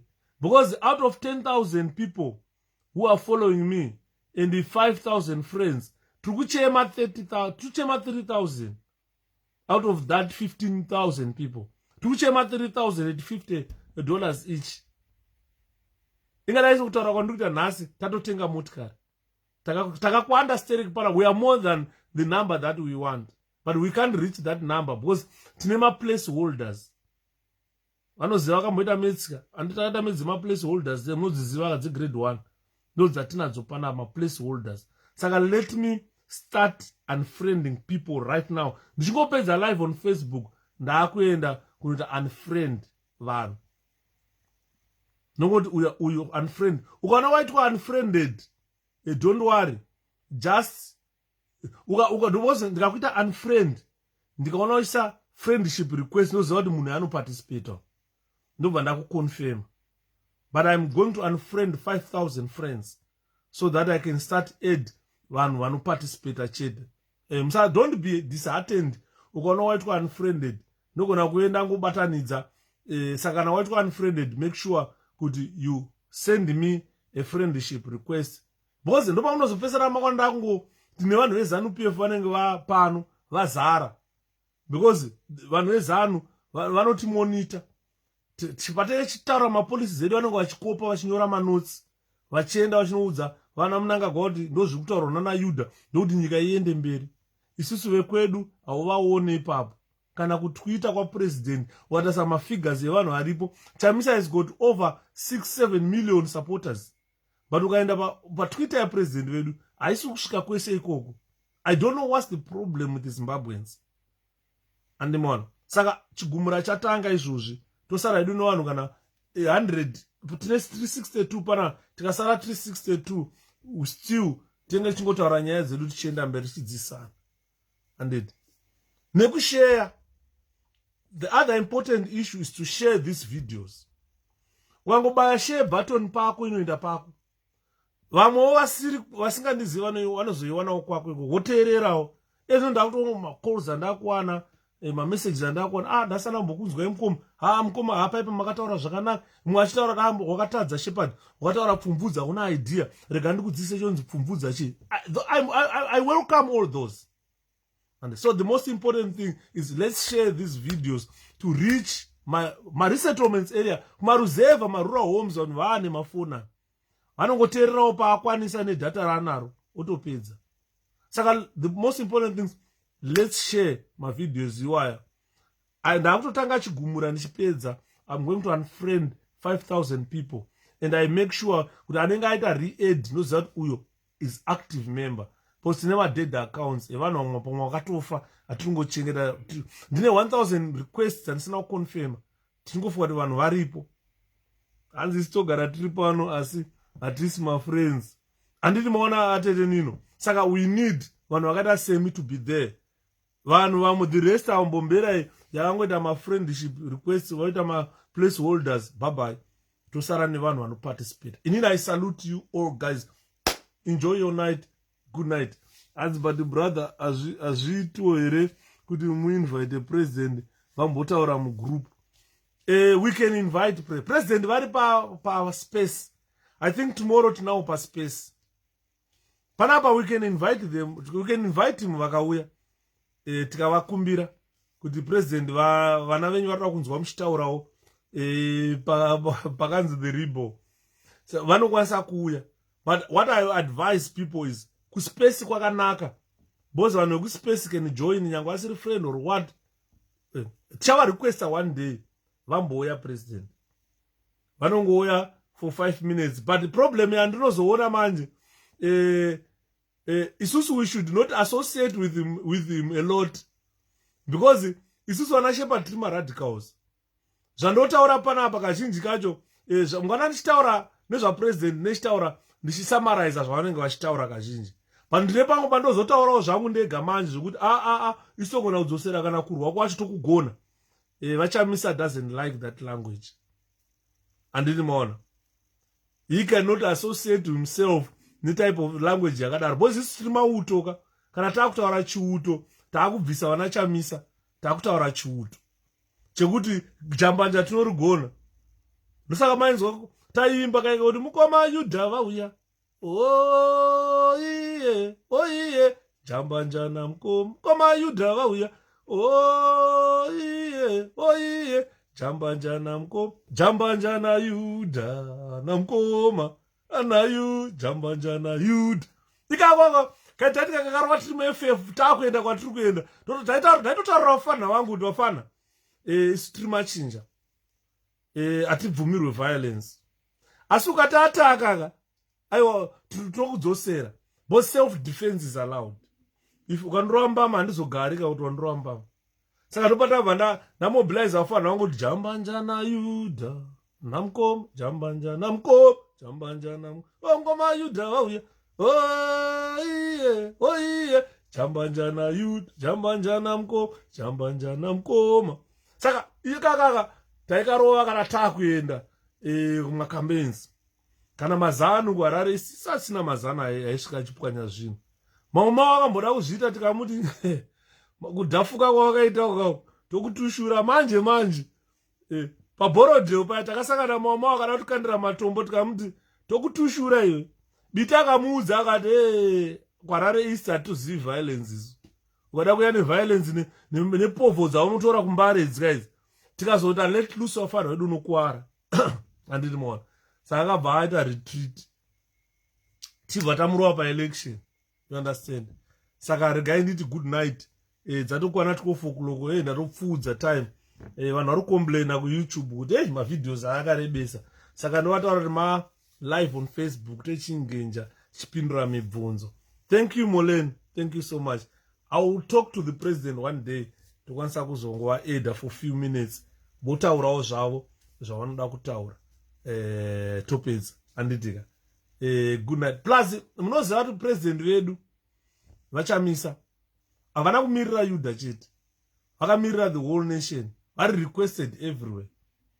Dzingwa wakafonera wakarega kudaira usaora moyo ndichamisa hana kundidaira because imagine inini shepherd the amount of messages and the phone calls I receive on daily basis but anditauri now 2.6 million or 8 million kwakuzoti president chamisa kuti kunze kwenyika vanoda kutaura naye dzimwe nyika zoda kutaura naye vana shepherd votoda kutaura naye vana you understand saka we must understand kuti kana tikamushaya tikamshaya eventually tikazodziwana tinenge taita luck naye saka ngatiti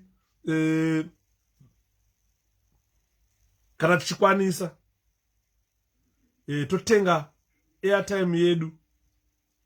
I know kuti dzinogona kuve dzina unlimited internet but at least tombodzipawo kuti takupai $10 yekuti muwedzere painternet yenyu tikukudai nhasi handiti maona kuitira kuti asazoti varume iyi foni haina moto iyi foni haina mari handimona tochakumeka sure kuti kana vane foni 10 dzese pane 1 yatabata ipapo yekuti 8 o'clock Saturday or Sunday tinavo for few minutes we will be glad.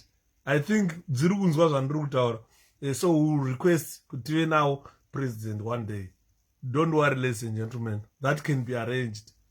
The guy needed good night. Ngaramba nchitaura indotaura kutaurisa ozati takamboita mainstructors saka zvinonetsa oswera uchitaura uri mupane display quick march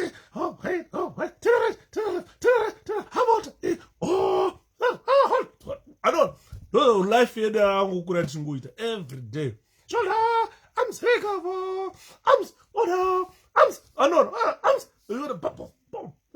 driri andimona saka handinete kutaura mungatozorara nichitaura. Good night.